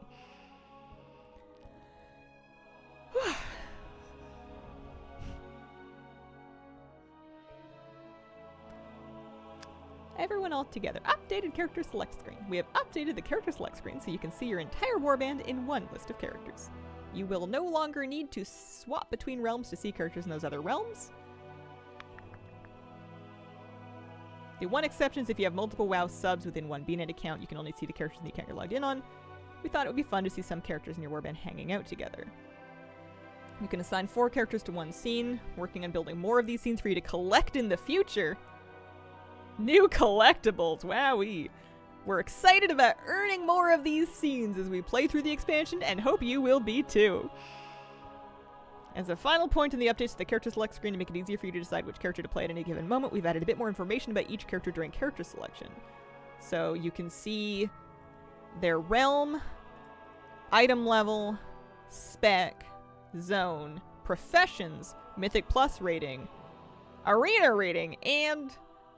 Well, gold's weird, because wouldn't the gold be like... They didn't say gold would be Warband specific, did they? They said bank. They said currency. Oh, so it's not an automated Warband-wide gold amount, but you can move it around via your Warband bank. So you can dump your gold from your character into your Warband bank, and you can withdraw it. But it doesn't seem to like just automatically keep up to date on all of them. From the looks of it. I'm almost as excited as about custom dances. Do I get to charge myself interest? Yeah, this is less nice than I had in mind. I kind of was hoping that it would just be account-wide gold, like every character uses the same gold pool and can just like earn and spend from it without needing to do extra homework.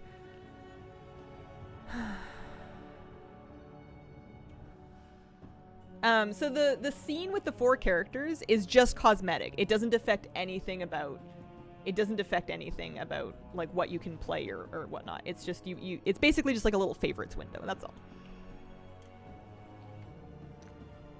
All right, give me a sec. Let's no corrector. Take a deep breath and process a little bit.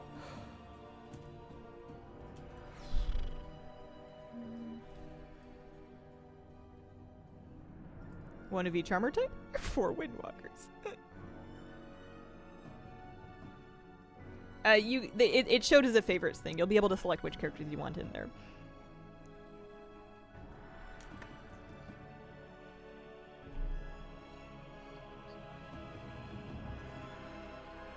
Yeah, I guess if you can buy items with gold directly from the Warband bank, it won't be bad. I don't know. They didn't say anything about that, though. And then also, it's like extra fiddliness every time you go to a vendor if do you want to use character gold versus Warband gold.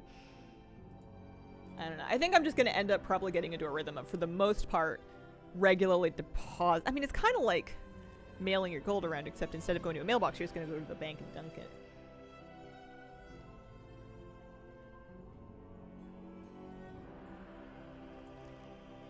Okay.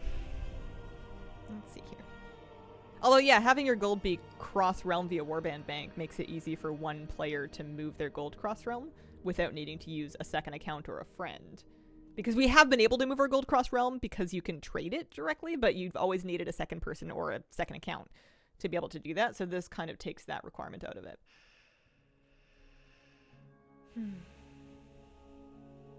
Alright.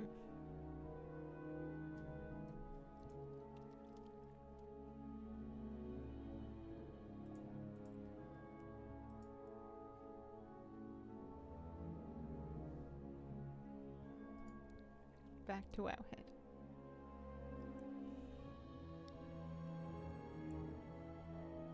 Maybe we should do these in order. So there's the Collector's Edition, Talent Trees, Class and Talent Reworks. We talked about Heroic Week. Something something Dalaran. Account-wide leveling rewards, new bank toy, extra experience gain. Hang on, let me see this. Hitting 80 with multiple characters grants you bonus experience in future characters and a new bank toy. The experience rewards come from achievements for reaching level 80. Every character in your account with which you reach level 80 increases the experience all your other characters receive by 5%. 4 other achievements in the same branch likely reward around another 5% each, stacks up to 25% total, increased up to level 80. That's kind of cool. Reach level 80 with 3 characters, 4 characters, 5 characters. You don't need to wait until it launches to enjoy some of the new account-wide bonuses. Achievements for reaching max level with 2 characters now Rewards you with a toy that allows you to open your Warband bank anywhere. On a 3-hour cooldown, summon a personal portal directly to your Warband bank, allowing withdrawals and deposits for 10 minutes. That's nice. That does help, actually. If you wanted to, like, you know, you're logging into a bunch of characters that are all parked at, like, a dungeon, and you want to deposit their gold, having them be able to summon that toy makes that a lot easier. That's nice. Okay. We read that already. War Within Mythic Plus Season 1 Dungeon Rotation.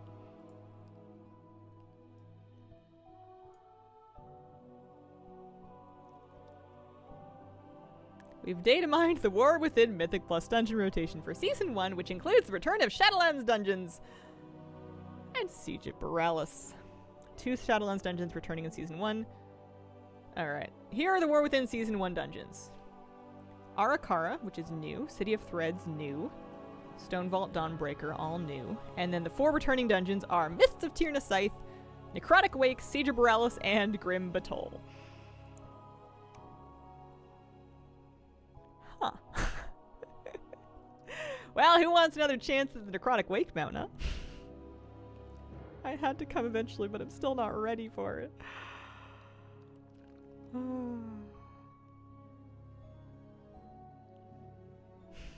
Not another season of Tyrannical Mist's first boss. Yeah. Mist of Tyrna Scythe was fine, although I'm probably going to end up getting my Maze Helper add-on back. Necrotic Wake was actually kind of fun. I liked that dungeon well enough. It was messy and it was a bit difficult, but I thought it was a good dungeon. The last boss was boring as all heck to heal because there's nothing doing really, but you running your little circles. Siege of Borealis I loathe because I fall in the water because I suck at walking, and then I get eaten by sharks. No fun. And then also there's a boss that involves kiting the boss around, and I always get myself cornered because I don't understand how to kite. So those 2 things concern me. And then Grim Batol just had the... Was Grim Batol the one where you get on the drakes and you fly around to do the bombing run before you go in and do it? Because I liked the boss that was in the middle, the Forge Master one. I liked the first boss. I actually really like the bosses of there. I just don't like the vehicle part of it, that's all. At least the sharks are happy. I used to get eaten by sharks, yes. It's crazy how I feel like I'm not like a tragic gamer. I can heal and DPS in heroic raids and Mythic Plus, and I can generally keep my wits together.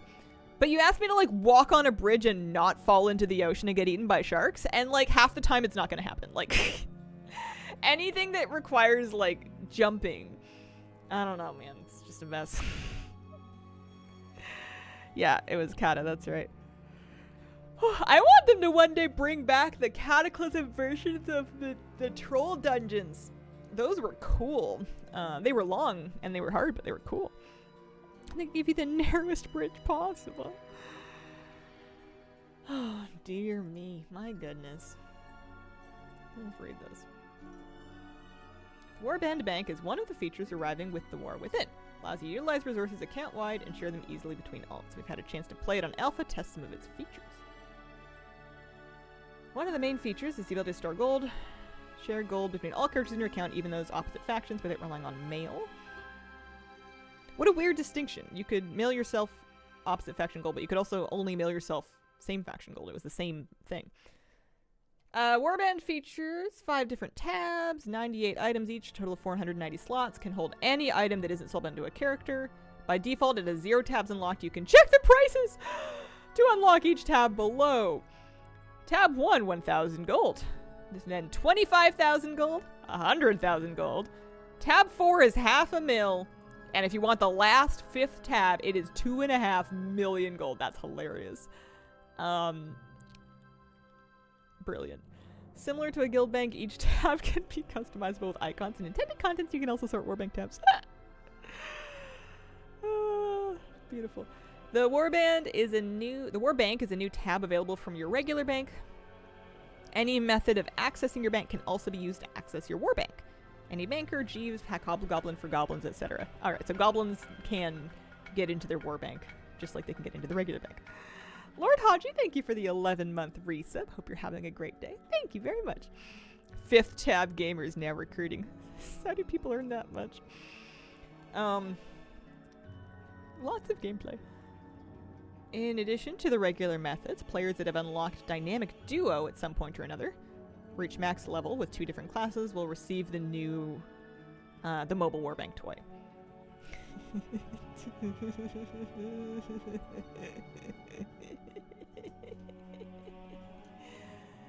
I hope they don't put a toy amount on it. It's bad enough that it's just for the 5th tab.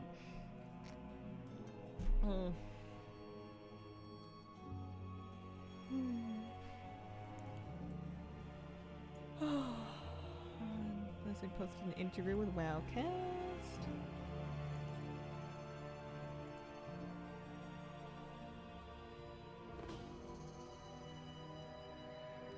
It makes it sound like Wowcast is like a... Hang on a second. Something happened. No, nothing happened. Makes it sound like it's a separate thing, but... Here's a recap of some of the main features. We like that. Good, good, good. Alpha test right around the corner. Look forward to moving into the next phase of development with War Within. Here's a recap of some of the main features. Journey through never-before-seen subterranean worlds. Yeah. Nerubians, good. Heroes are Anduin, Thrall, Magni, Illyria. Beneath the surface of Azeroth, an expansive world exists, fraught with danger waiting to be explored. Discover the land of Khazalgar off the western shores of Pandaria, home to the Earthen. Their capital city, Dornegal, will become the new meeting ground for the Horde and Alliance. New capital city. A little easier to spell than Veldraken. Or Theldrazes. Ringing Deeps. Or pardon me, Isle of Dorn. And then the Ringing Deeps, gigantic cavern serves as the home of the machine speakers, Earthen, who maintain the gigantic Titan machines of old. Hallowfall, lit by a massive crystal at its center. Bright underground zone is home to the Arathi, who are engaged in a continuing battle against the Nerubians. Sure. Azj-Kahet, the pinnacle of Nerubian society. The pinnacle of Nerubian society, where all of the fanciest Nerubians come to engage in the social season. Rezalatath, Harbinger of the Void, has been gathering and mutating Nerubian forces to create an unstoppable army. Players concerned about entering a space filled into spiders, there will be an Arachnophobia filter that can turn them all into crabs. Convert spider creatures into crabs. That's great news for a lot of people. I don't personally struggle with this one thing. My initial instinct is that aren't crabs just kind of like armored spiders? Oh no, they're not. Sorry, I'm dumb. They're decapods. They have more legs. They have 10 legs until they lose them in battle. Anyways, we've met Titanforge Earthen before in Uldor and other places. The Society of Earthen has been isolated within Khazalgar for a long time. Sea spiders. More legs, more armor. Sea spiders, yeah. It's the eyes on the spiders for a lot of people. The Society of Earthen has been isolated within Khazalgar for a long while, has developed their own manners and customs. Visually, they're a bit larger and gem-encrusted. As a new allied race. Yeah, if you're afraid of crabs too, I think you're out of luck.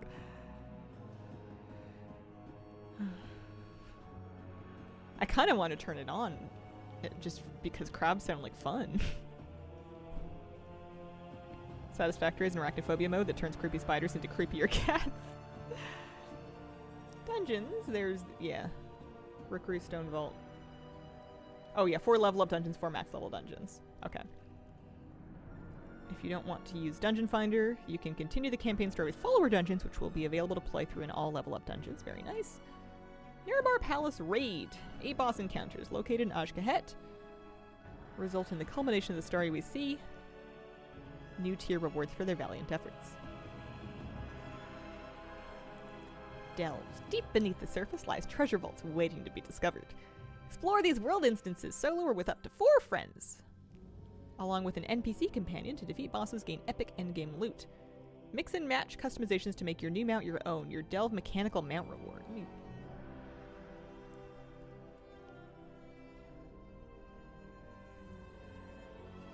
That's kind of cute. It's just a concept art right now.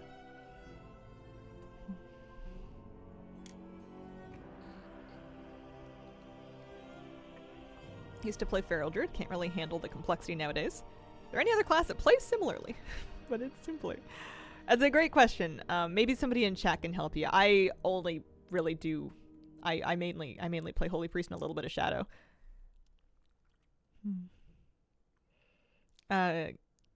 Does 2 mil seem high? For the last Warband bank tab?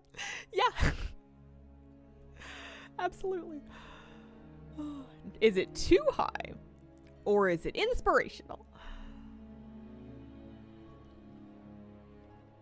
I mean, we've lost a few gold sinks over the years. You don't have to buy your character's epic flying anymore. Just add that up over, you know, a couple thousand characters. Expand the potential of your alts with account-wide progression across your family. Characters can be net accounts, hero talents, yeah. New battleground, Deep Hall Ravine, professions, new recipes and enchantments. Updated NPC work orders. I wonder if those NPC work orders are going to be specific to your character's view, or if they're going to be competed for the same way that regular work orders are competed for. I've cracked up if you need a group. Yeah! I'm here.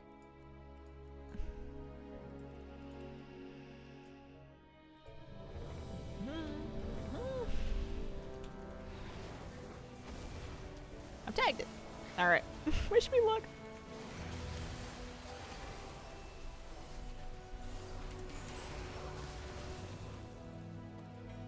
Yeah. Couple flight stunts. Thanks for the group.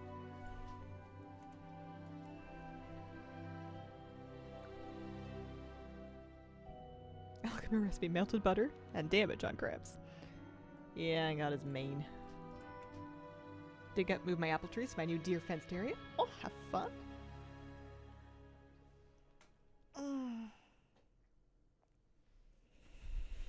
Doesn't even have a main. Well, not anymore. Keeps falling off.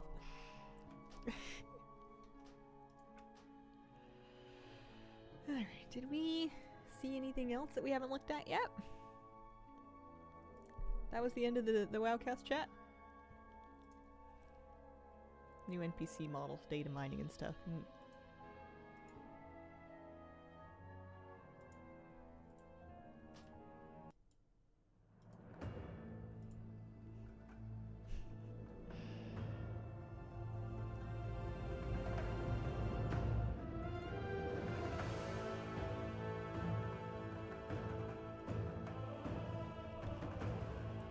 Alright. Well.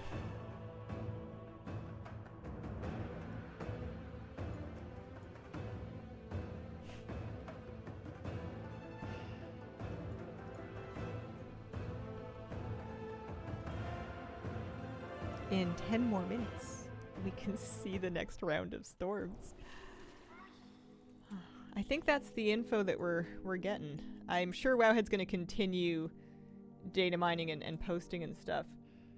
I'm just kind of digesting. I'm most excited about the Warband. We knew about it already, but it's kind of cool to see like a preview. And then the currency transfer thing sounds really nice as well. That's a big deal. I'm happy about that. Why so many duplicate classes? Yeah, why not? Do you think it's worth getting into Season of Discovery at this stage of the game? Depends on what you want from it, but if what you want is to play with other players that are at the top of their hype curve, you might have missed the window. Article on Delves looked good. Oh, I think I must have missed it. This is your way of telling me that I've missed the article on Delves. First look at Delves, posted 3 minutes ago. There we go. Just posted. All right. Let's take a look. One of the main features, small scenarios can be done with groups of 1 to 5 players. With the first build of the alpha, we play through Delves to take a first look at what they have to offer. To Catch a feel for delves. We've recorded a solo run of Earthcrawl Mines, one of the delves available for testing on the first build. You can enter them anytime from the overworld. No loading screen except the prompt, you'll be right in. Access to Brand as a companion when not in a full group. You can interact with his supplies. Set things like what role you want it to be and equipment. Check objectives to start the delve. They work similarly to scenarios. Okay. You might find side objectives such as rare mobs and treasure chests that grant powers to help through the delve, even urban mining nodes. You can find summon stones through the delve that will grant an extra checkpoint. That almost sounds a little more Torghasty. That might be kind of fun. At the end of the delves, you will face a boss that kind of melted. After defeating the boss, you will gain access to a treasure vault, piles of gold, and a chest. More chests will appear in a higher level delves that will require keys to unlock. They drop gear and new currency called Resonant Crystal. Currently can be used to buy certain cosmetic items such as Cobalt Candle Helms can be purchased with Sir Finley Murgleton.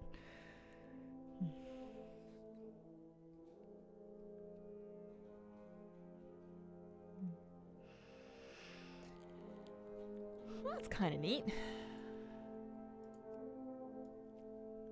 Sir Finley Best Murloc. Yeah, something's going on with Dalaran again. It's the greatest hits of cities.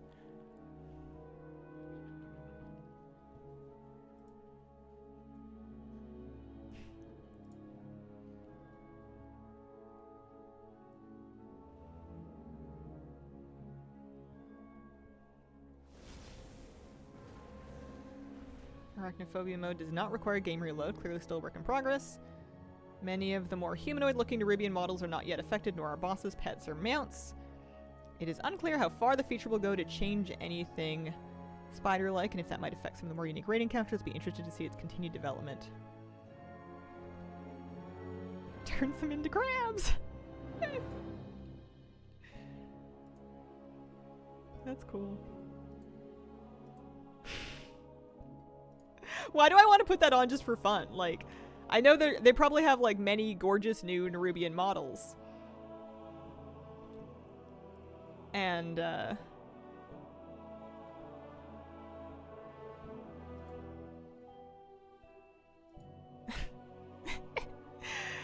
all I want is enormous crabs. Infinitely scarier than spiders. Bloop, bloop, bloop, bloop, bloop. My exta.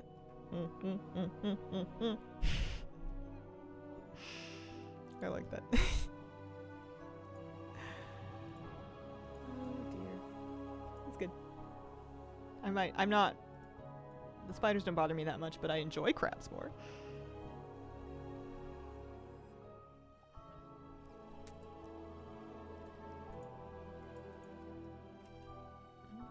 No Karaka. 5 more minutes on the thing though. What about the 2 mil Spider-Man? I don't know. If I ever get into alpha, I will double check for you.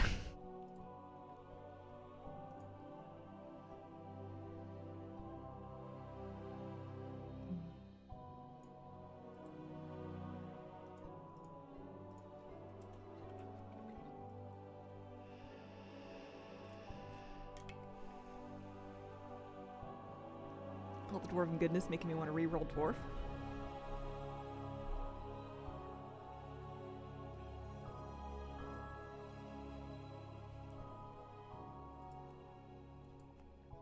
I don't know if people eat spiders. I do my best to not eat spiders.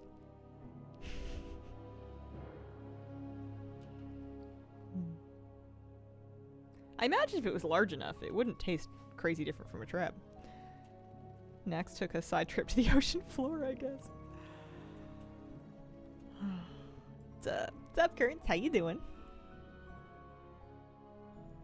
From what I recall, the thing about swallowing spiders in your sleep every year was a rumor that was created in order to find out how well you could pass around a rumor, basically. How well you could convince people by just saying something online.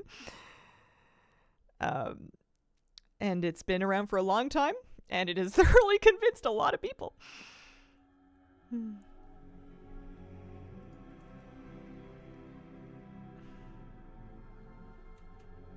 Turns out that works. Yeah. Wild. I wait until you're asleep. You can eat way more by searching in bushes.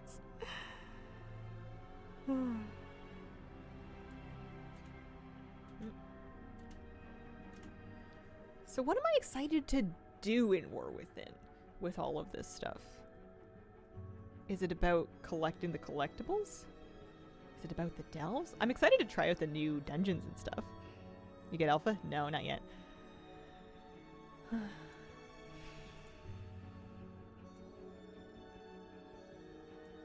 Oh man, I know. Welcome to the paranoia of waiting and wondering, why? I'm reading way too much into it. It might be for the best if I don't get in right away. Just because I have like a thing I'm trying to work through IRL that is taking a lot of time, and is like causing a lot of stress. And until I get that completely sorted out, it might be best if I'm not worried about ignoring alpha. Did anyone get alpha yet? It looks like Wowhead has a playable client for sure. I don't know if other streamers are in. If they are, maybe it's best to not tell me, because then I'll start to feel bad. You could ignore sleep instead. I think ignoring sleep is what got me into this mess in the first place. I found out that, without saying too much, I found out that I had been making a foundational error with how I had been doing my accounting. And it means that I need to basically recreate and redo and triple check multiple years worth of books, and then resubmit and amend and redo a bunch of stuff with some agencies. It's a very, very big mess that I'm doing my best to just do as cleanly as possible so that it's like sorted. Yeah, no fun at all. How could I have an accountant? They don't do your books for you though, unless you have an accountant that also does bookkeeping. They can only work with the info that you supply to them, and if you had a foundational error in the way that you were tracking and accounting for data, did you ever watch Everything Everywhere All at Once, where at the beginning the mom character is like drowning and stressed in papers? That's me.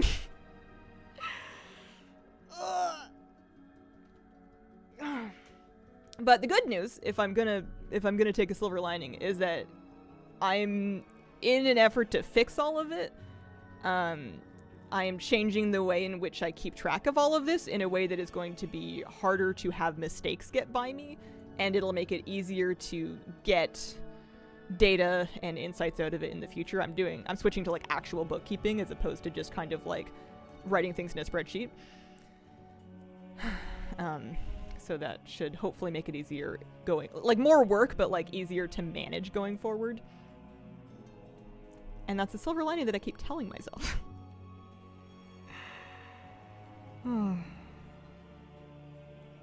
Yeah, I had spreadsheets.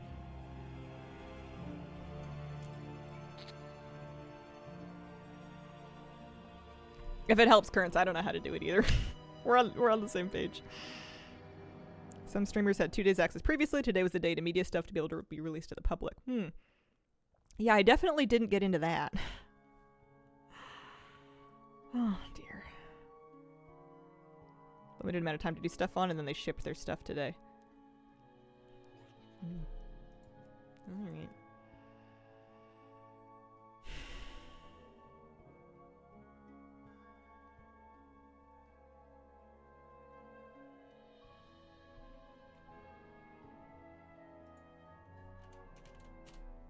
Here, I'll go check the bot.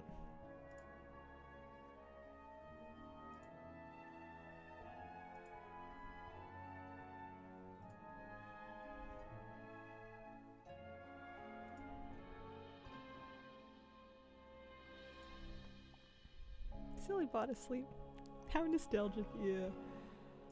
The thing that drives me nuts about this bot is that it's not even run locally. It's a it's a cloud bot.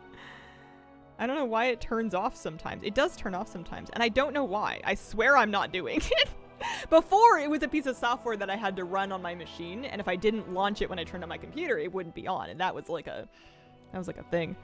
Yeah, that was just my Streamlabs bot was off for some reason. It should be back now. Thunder in Thaldraszus and sand in Onarin. Thanks for checking. I need fire in Thaldraszus. I'm sure lots of people do. At least the storms are doubling. Yeah, we're back to 2 storms finally. It was my favorite thing to be annoying about.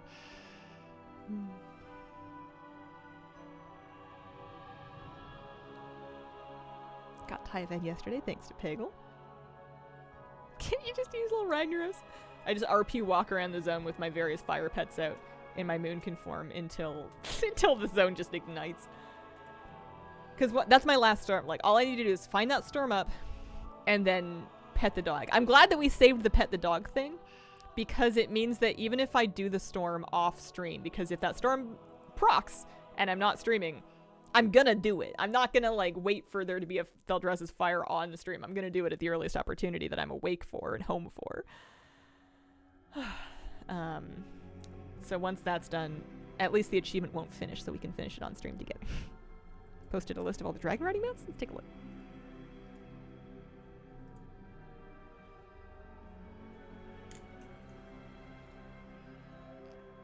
Here's a list of all 464 mounts able to dragon ride in the War Within.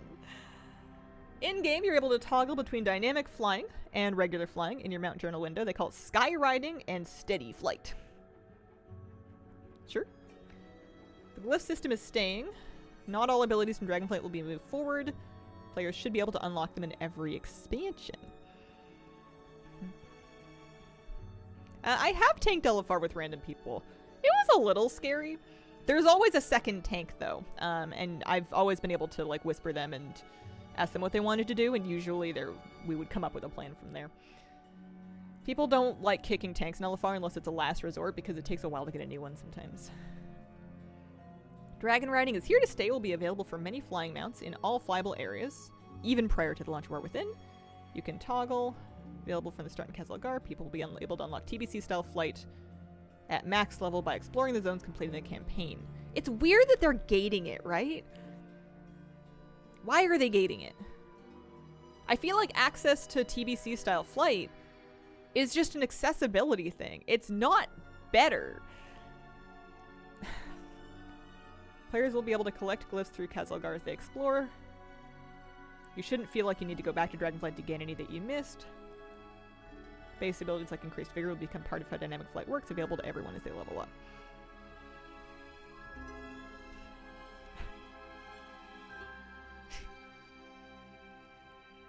It's just like a weird thing to gate, because it's not, and it's like if they gated the motion sickness potion. According to examples of 2 non-traditional dynamic flying mounts below, Pure Heart Courser, Wild Steed Cradle. Ooh. This is Wowhead's video. Maybe not in the HDest of HD. There you go. Whoa! Alright, that's sick. That's so sick.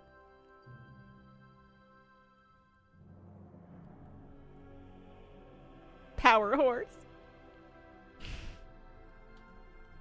Alright, let's look at the cradle.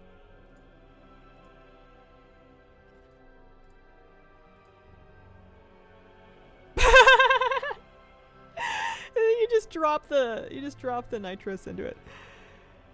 More zoomies. Yeah, that's great. That's perfect. Cradle's funny. Oh man.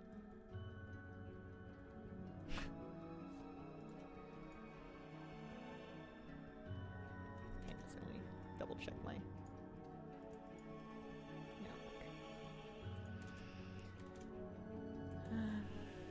old settings now found in the sky riding talent tree. Enable or disable carry a friend. Choose between whirling surge and lightning rush for your mount. I guess whirling surge is the spinny thing, the barrel roll, and lightning rush is the static thing. Makes the mount have the same steering as an Elgarian Storm Rider. Okay. List of every dynamic flight mount, including a bunch of new ones. Alright, so forget the new ones for now. Abyss Worm! This is the one we just got.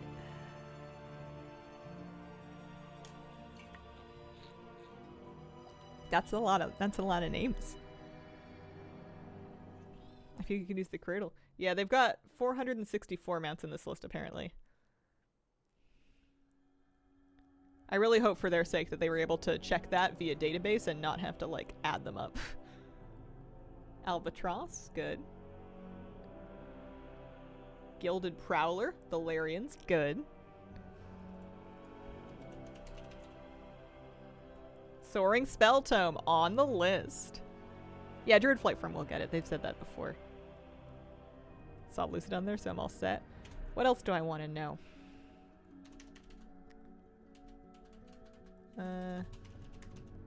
Honeyback Harvester.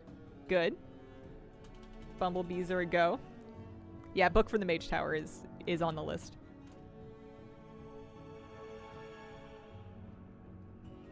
What else do I want to know about? The Quillons are there. Invincible is there. The Vespoids. The bees from Protoform Synthesis. You've got Griffins and Wyverns. The Golden Regal Scarab. Haha, very good. Kites. Pandaren Kites. Grave Wings. The Orgrimmar Interceptor. And presumably the Sky Chaser. That's hilarious. That's that big old Zeppelin mount. Moon. Dark Moon Dirigible, Gleaming Moonbeast. Priestess's Moonsaber. Yeah, that is on the list. It looks like any flying cat, flying horse. Yeah, Compass Rose is on the list. Here, why don't I just link this to you? I'm gonna link it in chat. So happy Vengeance is on the list. It's my favorite mount. You got the Corpse Flies, Headless Horseman's mount, Flayed Wing, that's Chimera mounts. Bound Blizzard, which makes me think that the, what on earth did they call the Shadowlands Keystone Master mounts? I have all of them and I've forgotten the names of any of them. I guess I can look it up.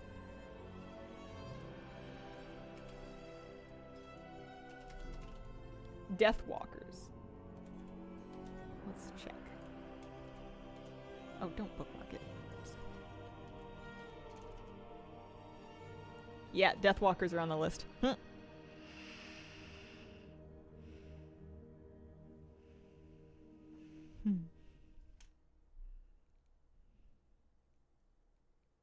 Kind of farm G-Bot. Mecha Spiders, Mana Rays, Pterodax. Yeah, this is good. Those little skinny 8.3 worms. There is a toggle, yeah. You have to unlock the ability to do like normal flying in the new zones by doing campaign quests and exploration. Half the mounts available, shouldn't be too many not on that list. Yeah, especially because you know, some mounts are ground only, and this is only available to like flying mounts. That's really impressive. I didn't think they were going to do nearly this well. Skitterflies? I need to see what the Skitterflies look like. I need them to get me into alpha just so I can see.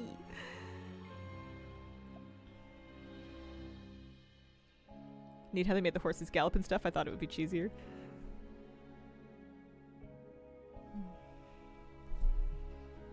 Okay. Ooh, that's the broom mount from the trading post. That's fun. That'd be really good. The little Enmire Flyer, the blood tick mounts and stuff.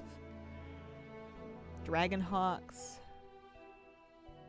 Can't wait to Dragon Ride and Mail Muncher.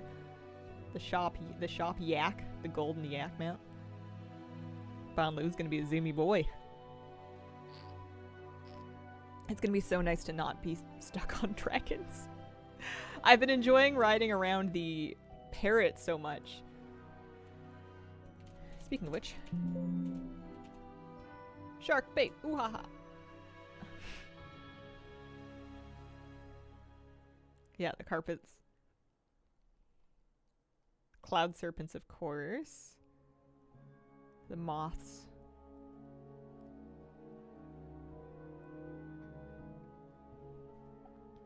gonna be good. It's gonna be real good. New project. Get spell tome before war with it.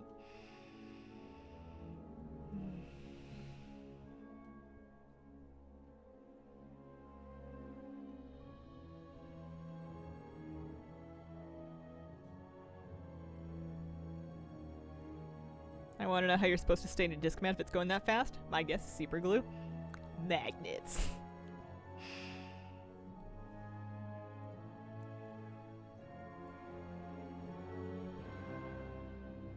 Well, that's fun. Are there any mounts from that list that I don't have that I want to farm?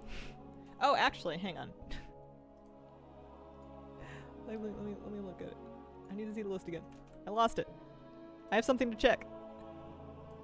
Not the dungeon rotation, the mounts. You can probably see where I'm going with this. Yeah, the shell wings are on there. Okay. I wanted to make sure the Karokta mount that I'm camping is going to be able to dragon ride.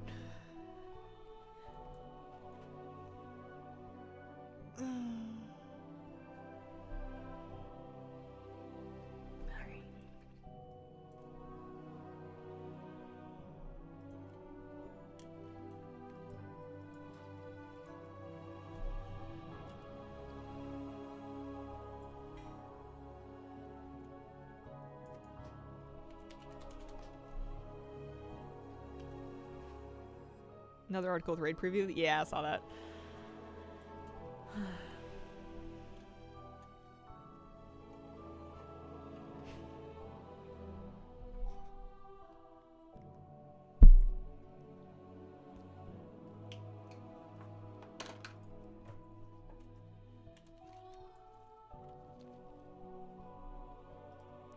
Reading the dungeon journal, the raid journal, doesn't do a whole lot of good. I guess we can see if there's anything like super interesting looking.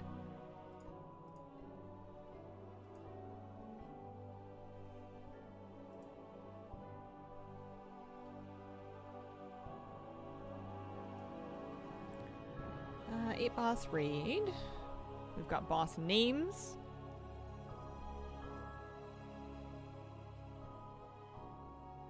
Surprisingly pronounceable, actually. We're looking like they're easier to say so far than Nimue. Unable to enter, but the press kit did explore on Srexita Power. You can see loading screen, you can see some maps, there's achievements, and dungeon journal. Yeah. Early version of dungeon journal. Pretty excited for the raid.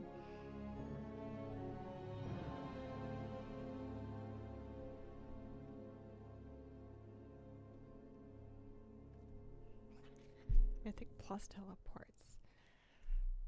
Did they say anything more about the Mythic Plus teleports? Actually, I can probably just like search it on the page. We've been in the Warband's preview.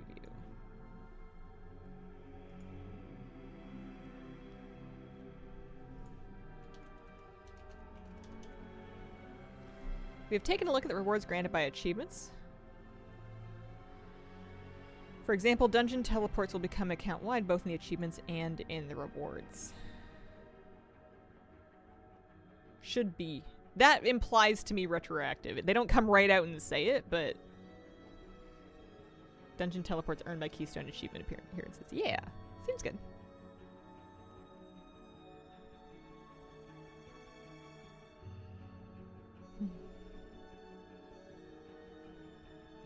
Getting Mists and Necrotic Wake back. Very excited. Are ya? I mean, I guess I'm just glad that it's not the other side. There's always that. Could have been different. Could have been worse.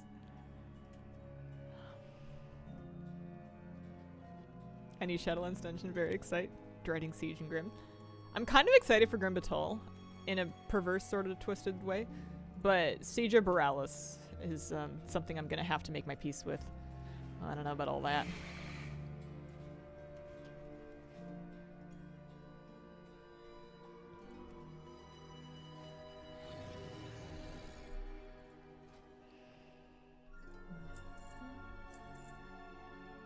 Very very bad memories of Grim back in Canada. It was brutal.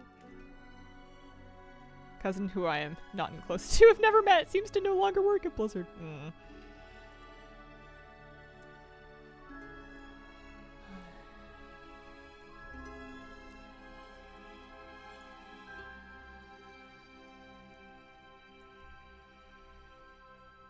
What time is it? 11:15.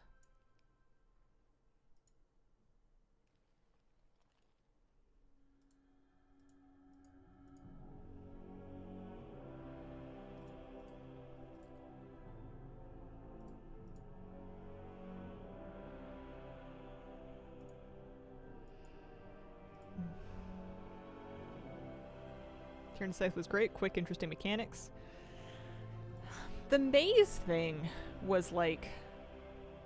I didn't mind the trash in the actual bosses, although I liked the maze mechanic much better in the boss fight than I did during the maze, because during the boss fight you could see the icons over, like you could see them without having to like open them up and then close them and then remember them, whereas before that I had like the add-on that would help you like mark them as you check them.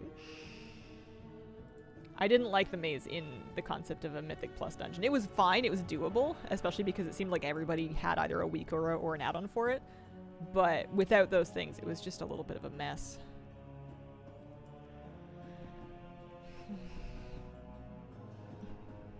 Just want to pull 3 packs of bugs onto the big bug, funnel my heart out. Yeah, there was some great AoE at the end. We had some really tight photo finishes where we would finish the last boss, and it would be just crazy close, and then be like, wait, we need more trash, and he would like peel right out of the boss room and try to like grab a fly or something like that. I liked the way that last boss got so exciting and intense at the end whenever you were like in a pretty difficult version of it that was pretty close to the power that your group had, because he would do his abilities more and they would get like smarter or something towards the end of the fight. It would get like really chaotic. I'd even do ruin my life pulls with meatball aimed directly at me every time that the Tyranid maze. Ruin my life pulls is sooner than later.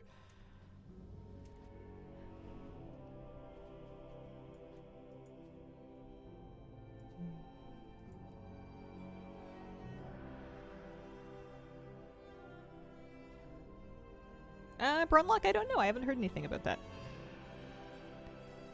I mostly remember the thing from that last boss that I was thinking of. Not so much the ads, because we could just kick the ads. The ads weren't a problem. It was the pools on the ground that would like chase you and like pinch you over time.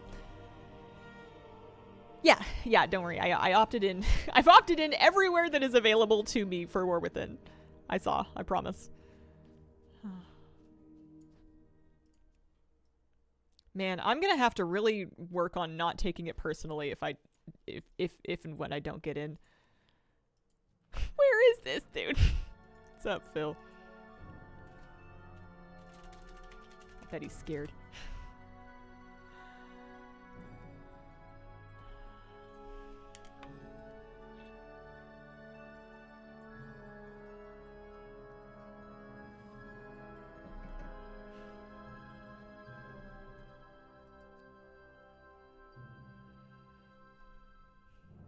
Where are your manners? I don't know if I ever had any manners.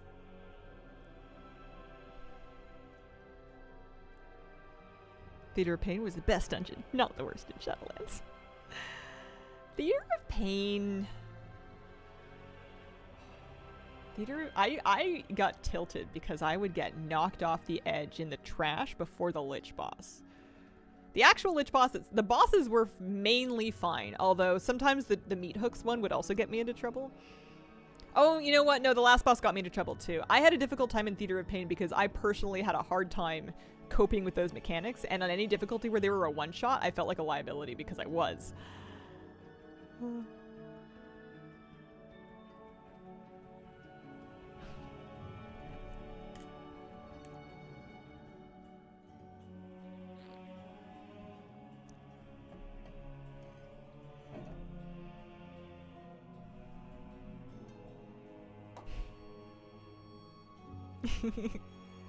They were all bangers. Theater of Pain was sick.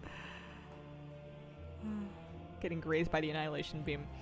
I would get bulldozed by the charging mobs. I would be so focused on... Oh, I crocked a grid. I would be so focused on trying to heal the team and like just try to not stand anywhere bad that the charging combatants would come through and they would just roast me. I would just get clipped by it. All right, we have a chance.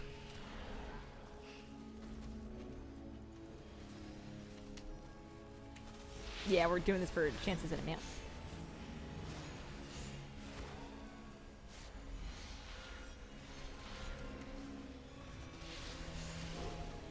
But the Chronic Wake I think was good. Any luck? Little baby drum roll maybe? Why can't I loot it? Is it because I'm not close enough to the tail? There it is. I got the pet. That gave me a mini heart attack. I have the pet many times over.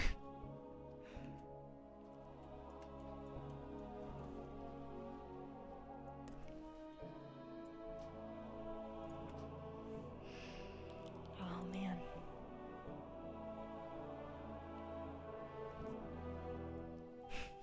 Flabiana's owl. I mean, I am getting a few kills on this. It's not like no return for my time. I would probably be better off farming Rust Feather.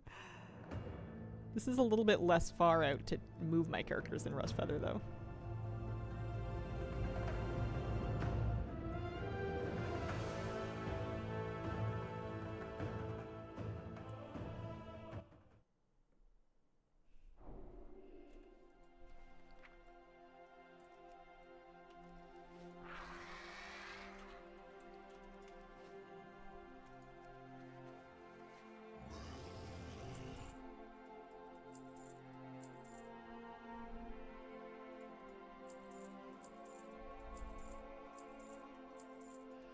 There's so many things to get rid of. Buy it once Dragonflight time running comes around. Yeah, I mean, we joke, but it might come to that one day. Dragonflight time running, my goodness. Brilliant. See you later. Have a great day. The long-term play. Okie dokie. I was taking another character out to Karakta. See you tomorrow. Because the other thing that I could do that maybe would feel a tiny bit more like I have some amount of agency over it is running... I mean, I guess I could do it in Season 4 as well, because it'll be, if anything, even a little bit faster with new seasons of gear. I was going to say running Naku defensive follower dungeons for Divine Breath drops. I need at least one, if not two more of those.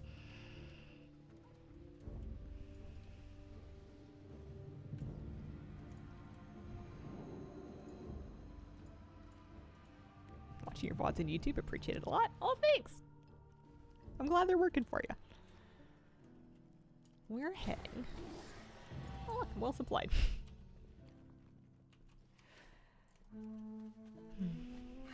Do it. I love that mount. I just think that in another week, we're going to have a new season's worth of gear. So presumably we're going to get I'm going to get a big chunk of item level on my priest.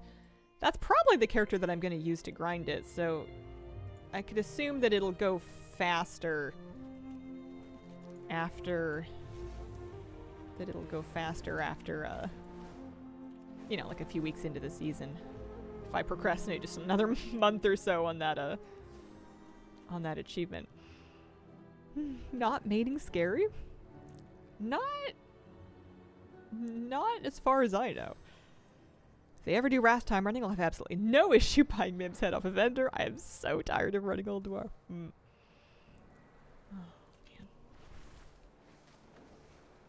What about a gnome DK? Oh, I can't... I need to grab a flight pass so I don't have to do these tunnels the old-fashioned way.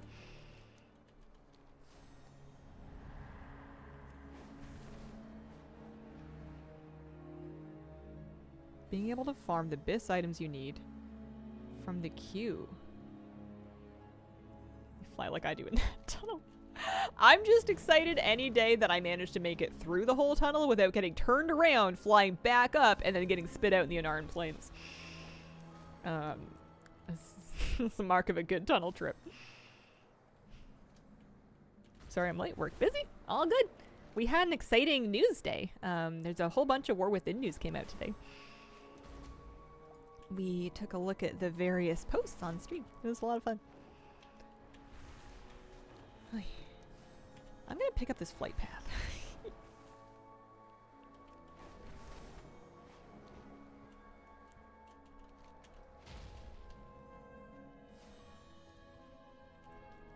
Still working on meta stuff?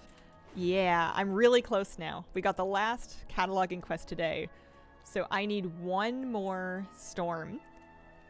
And then I need to pet the dog for the big finish. But I'm like just one storm away and then I'm basically done. I need the Firestorm in Theldraszus, and I know I'm not the only one. Man, I miss the days when character groups were poppin'. Logged into Wrath Classic, missed the sorting bags button. I finally caved and I installed bag add-ons for Classic. I needed the auto sort. 21 more mobs in a Firestorm. Oh man, that's tough. Got Taivan yesterday. It was Nat Peggle I needed. Nice. Yeah, Nat Peggle quest is currently up. It'll remain up until Friday. If you need it, it's the time to do it. Get to the end of the tunnel. It'll be covered by rock because the caverns haven't loaded. Don't worry. I won't snitch on you. Abigar also up. Nice.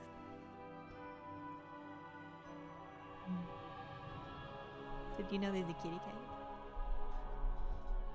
Poor girl was waiting by my desk for like more than 1 hour yesterday morning waiting for me to start stream. And I tried to tell her it was Tuesday. We don't stream on Tuesday.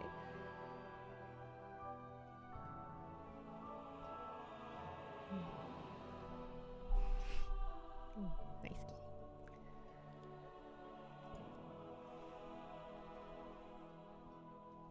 But I think she's happy that we're back.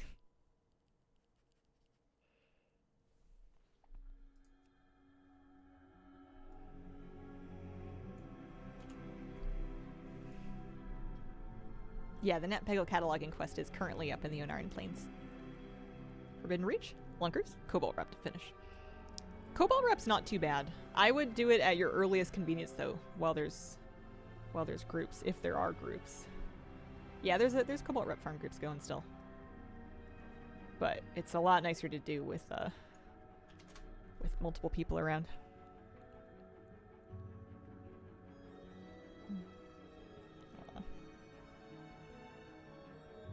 That's really sweet, honey bun. Lucked out, those are the two I need. It's gonna be weird being finished with the meta. I feel a tiny bit lost in terms of what to do. I mean, obviously I'm working on Karakta, but before season 4. I guess I just don't have faith that it's gonna drop for me before the end of the week. And I feel like if I can't stick with the grind until it's over, it's almost like I shouldn't bother. And I know that's not right. That's not, you know, how life works, but yeah, at least it's a good chance to clean up all the bags. Plenty of content to look forward to. Yeah, for sure. There's a lot going on.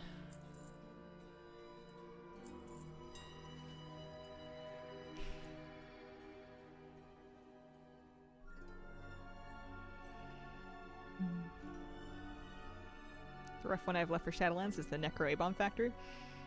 Yeah, I've heard that one can be really, really gnarly. What was I doing? I was selling some stuff. 'Cause this character's not gonna play. I did a little bit of this season, but I guess I just don't have a lot of faith that I'm gonna play like multiple alts next season. I just have this idea that I'm just gonna do it on one character and then call it good. I guess I don't know that for a certainty.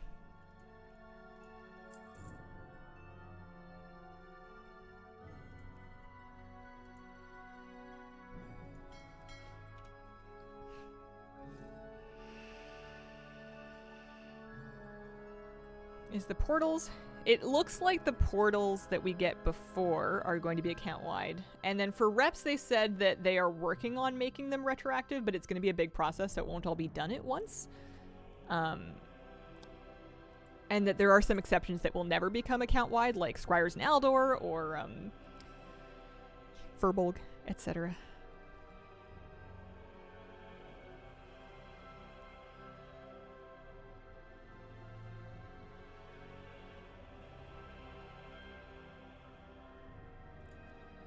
But yeah, they talked about the portals in the achievement section, and it made it sound like any portal that's tied to an achievement is going to become account-wide. Zila, thank you for the 45-month resub. Happy Alpha Day, Hazel. Oh, happy Alpha Day. I hope that I can get into Alpha. Amy Ewing with a 14-month resub. Thank you very, very much. If they ever bring back the Longboy, how much would they be able to reduce the price before you start feeling salty? I mean, I promise that if they ever do that, I'll keep my saltiness on the inside if I have any. I'd like to think that I am a benevolent and kind overlord that would, like, just be happy that other people will have a chance at it. Oh, Correcta. Like, I don't mind if they bring it back or if they bring auction house mounts back around. I mean, there are mounts that I've spent, like, there are toys that I've spent, I think, over 1 million gold on that they gave away as, like, Twitch Prime rewards. There are things that I bought on the BMOB for like 500,000, 750, 800k, $1 million plus, and then they were like, here's it for free on Twitch, and I've managed to, it's, you know, it's fine.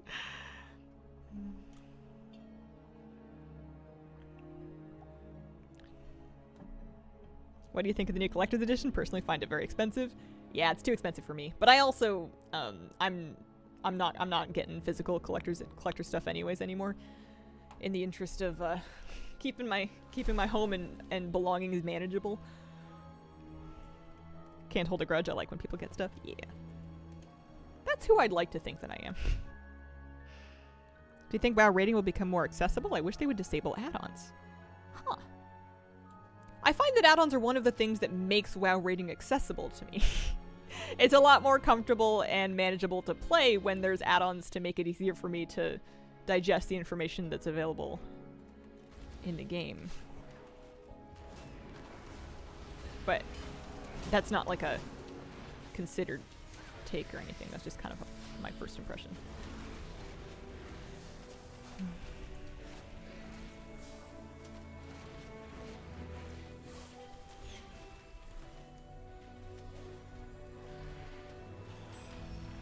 Any luck?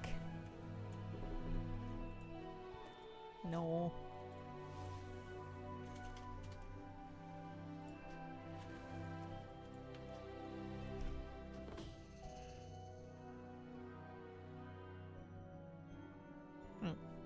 Feels like you have to have them coming back to our from Final Fantasy. It's daunting. That makes a lot of sense.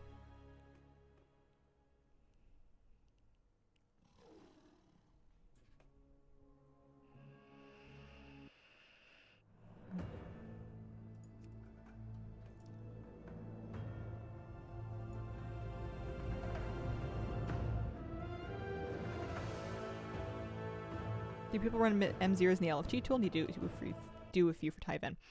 They have in the past. But yeah, I recommend just making your own group listing up. And you might need to wait a while, but that I would try to do it this week if you can. Next week, I think it'll be easier to get into, like, to find groups because more people will want to do them because the loot will be more relevant, but the difficulty is also going to be higher. Do we find something to do in retail? Yeah, I'm camping Karakta. I'm moving my alts that were at the Abyss Worm farm out to the Zerlik Caverns so that I can try and get as many Karakta kills as I can. Here and there, more or less.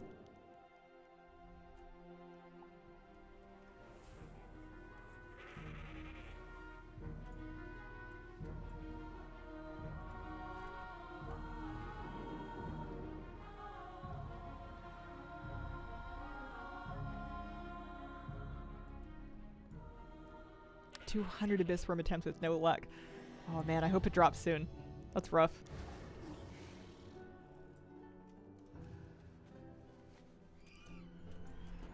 I didn't think it was ever gonna drop for me. I was very surprised when it did. It was one of those things that I felt like I'd been poking at for so long. I figured it was just not gonna go. Nothing doing. There we go.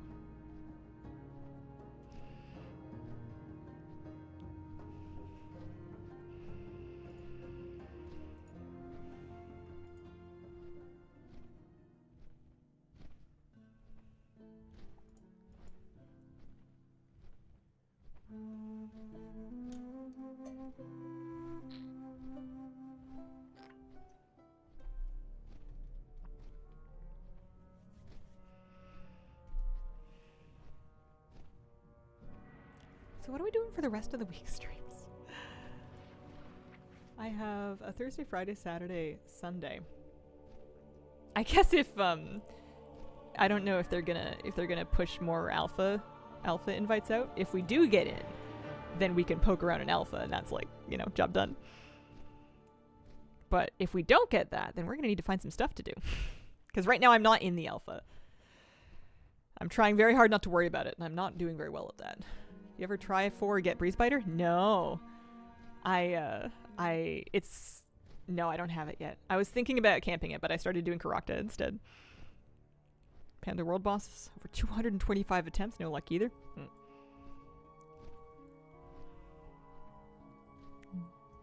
How you doing, kitty cat?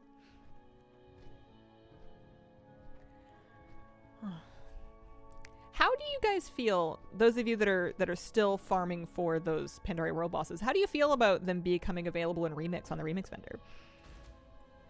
Is that like an exciting thing? Does it take the wind out of your sails? So happy? Nice. Oh, good. That's what we want to hear. Kind of neutral? Let me buy them. They need more of that.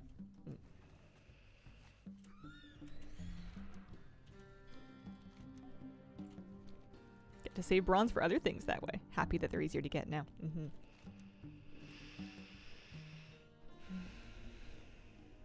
Are there people who still farm, not wanting to just finally have them?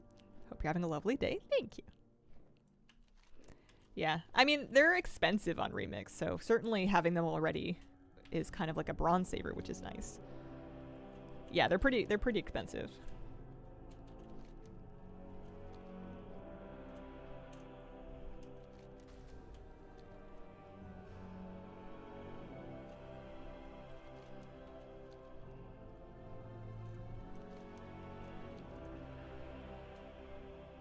Very happy. Want to run those panda raids with a team of super powerful cloaked people, so it will be a no-brainer, because those raids were hard back in the day. Yeah, I'm expecting there to be some pretty manageable difficulty levels available to do. Maybe not heroic, but...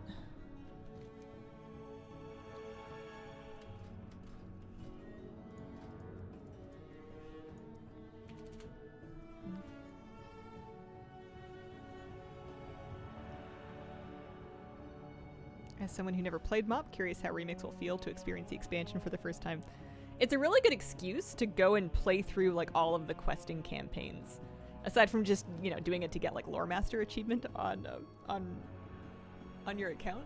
There's not a whole lot of reason to go back and like really be completionist about that kind of thing, but in Remix there's like achievements for it and stuff that will give you more bronze, plus you're getting bronze the whole time that you're doing it. Yeah, I'm really looking forward to that.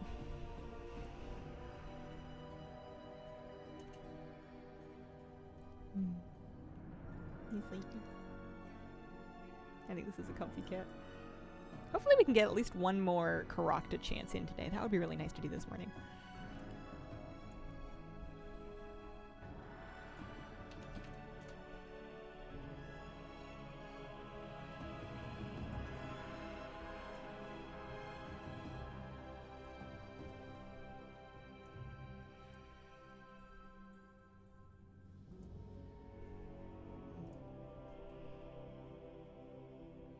I hope they reintroduce Battlefield Barons again.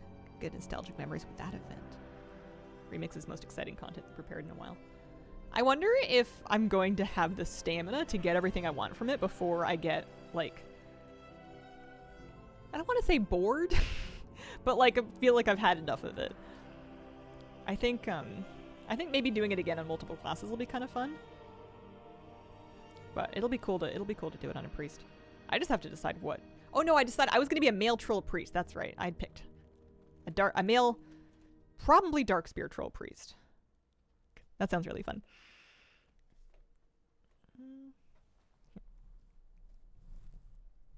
Cat angle. We're just waiting for Karakta anyway.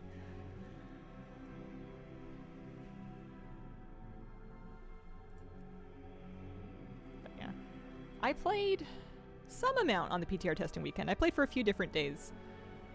And I feel like for how much progress I got for just like a couple of days, if we assume that the event is going to last like multiple months, I think it'll be really cool to see what playing a character feels like when you're later in and you've got like access to whichever gems that you want because you've collected them all and you've got your gems like super powered up and combined and lots of sockets and stuff. I think that your end game, like late game power farther into the event might feel more exciting, aggressive.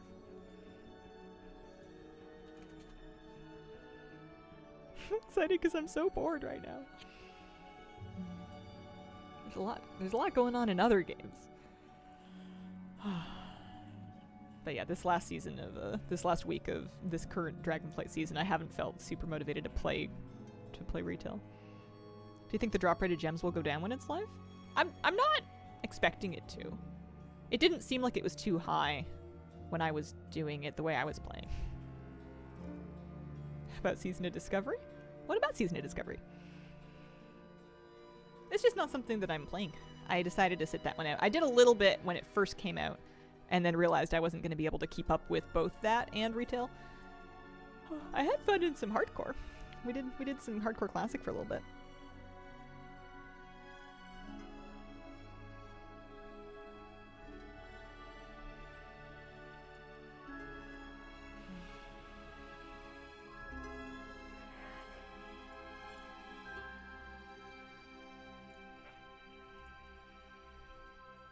So many versions of WoW now, kind of overwhelming. Yeah.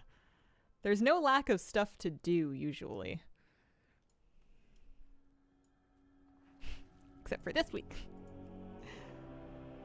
Just why I keep checking to see. Are we in alpha now? No. Are we in alpha now? Not me refreshing my launcher. If we don't get in... Well, I guess if I don't get into War Within Alpha, I might stream some...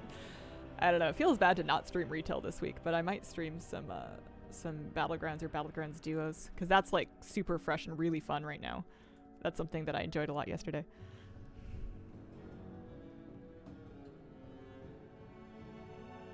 How do you know if you're an alpha? Generally, you'll find out because they send an email, but also on your launcher dropdown, it'll appear as one of the in development selections that you can make from that menu that's above your play button on your launcher.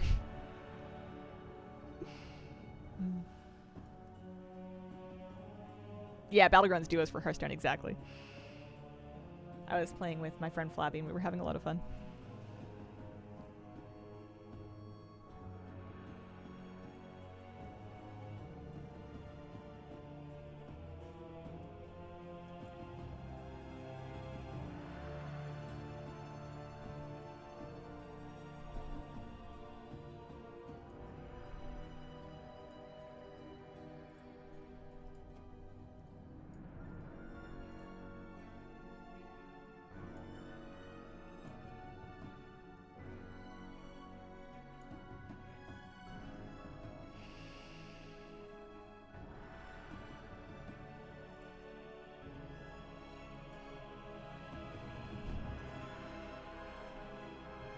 Yeah, so the 1027 on your test realm dropdown is the PTR for 1027. It might be down right now. PTRs will often become go down for when they're working on them or deploying new builds. 17 mil gold in the Warband bank, lifting gold cap. I wonder if the gold cap would still be intact for individual, like the amount of gold that one character can hold, but that if the Warband bank itself doesn't have a gold cap. That would make sense, or like it would have a high gold cap. Incompatible. Yeah, that happens sometimes with PTR.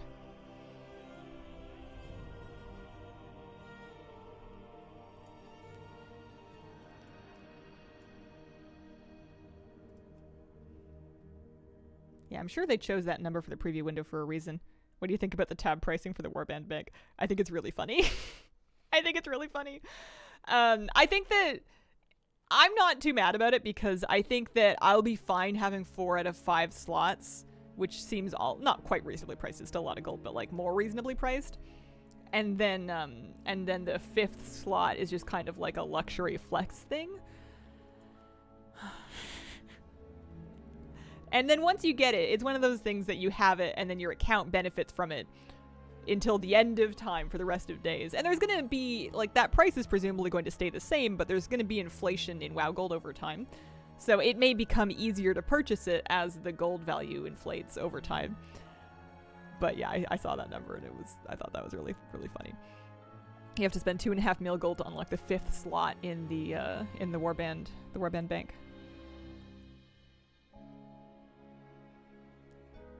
Won't be paying 500k. 100k is doable.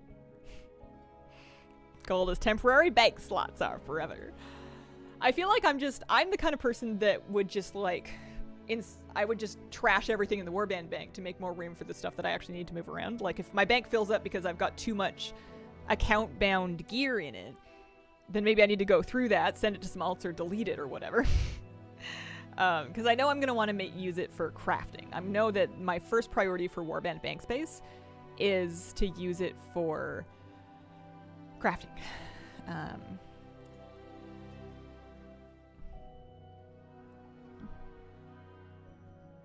Fiddlesticks.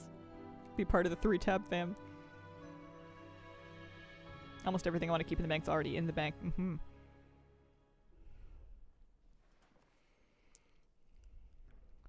Do you see the new Season 1 Druid tier set? I didn't. I haven't looked at the tier sets yet. There was no reagent-specific tab. It sounded like you could keep and assign the different tabs to whatever you like. You can keep reagents in there and you can craft from it, but it didn't have like its own reagent bank. You were using the same slots that you would be using for like Warband gear. But I think when I think of the things that I would put in my Warband bank versus like a regular bank, a lot of the stuff I feel like the only thing I really want to use the Warband bank for is the gear, crafting stuff, and then maybe to some extent like... Nope, that's all I got.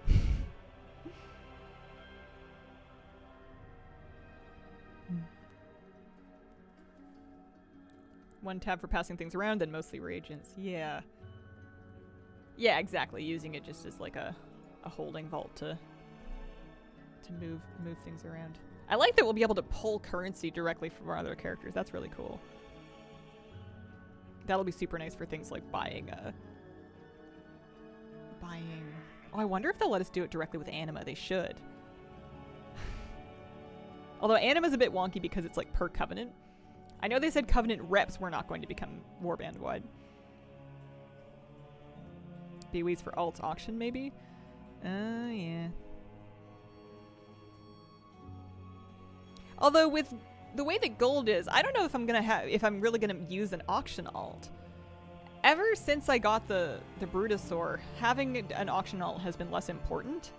And if I can just kind of like dump my gold into the Warband bank on whatever character sold the thing, it's not that big of a deal for me to just post things in whatever character got them, as long as I'm gonna log back into it in time to like post it again if it comes to that. Yeah, pet charms for sure. Yeah, pet charms and marks of honor. That's another good idea. Love to not need the auction house alt.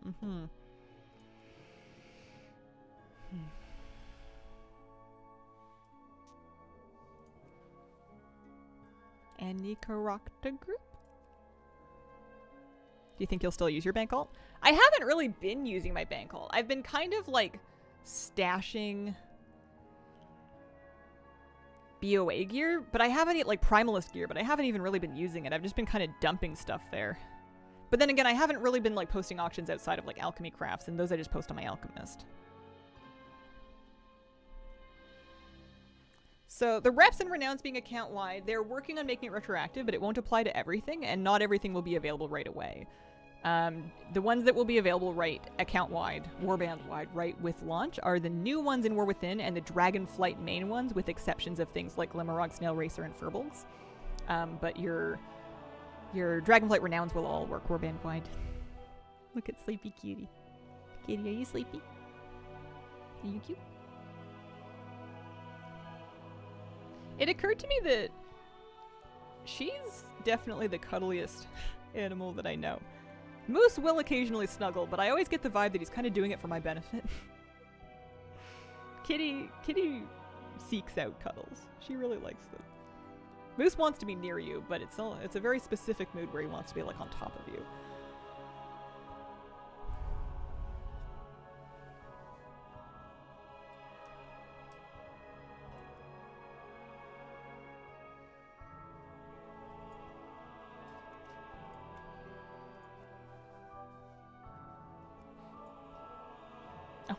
I thought my sound turned off, but I think my earphones just lost power.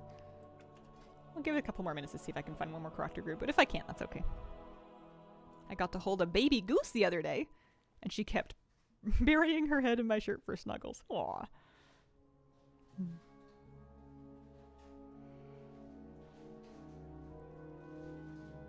Got a shaman I've played since vanilla?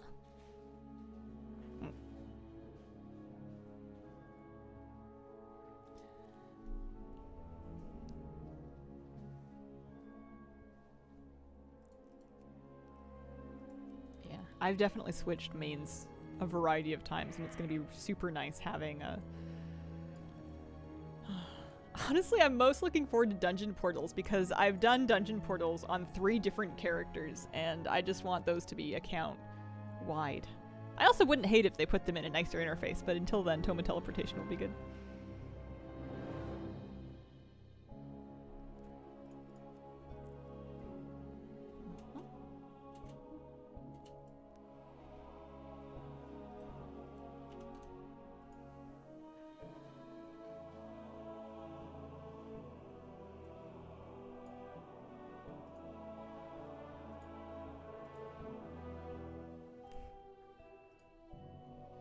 You trying to do an emo? Oh, you're all good.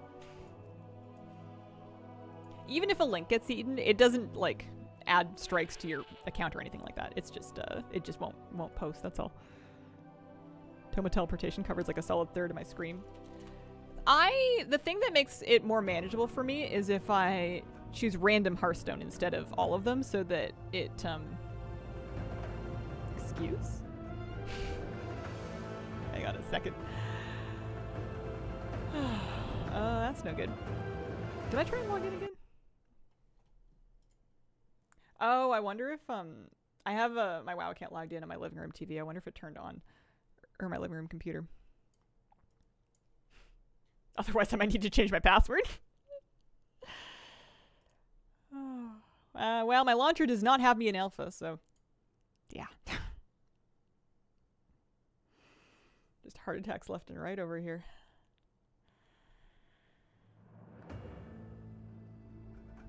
My account now. The main thing that if somebody hacked your WoW account they could do, aside from getting you banned, would be taking your gold, right? Like, it's not like they can actually, you know, most things that are on your account are like saved to the account.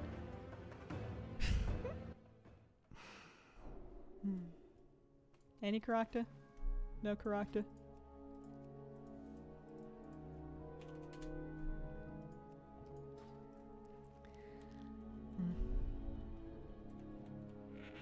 Maybe I should take it as a sign.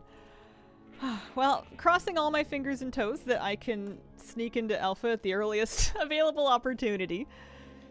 I'm going to wrap up a couple minutes early in the meantime, but I'll be back tomorrow. We're going to stream something tomorrow morning, 9 a.m. to noonish. I appreciate your company. Thank you very much for joining me, and I hope you guys have a wonderful, Aesop, thanks for the 5-month resub, wonderful day.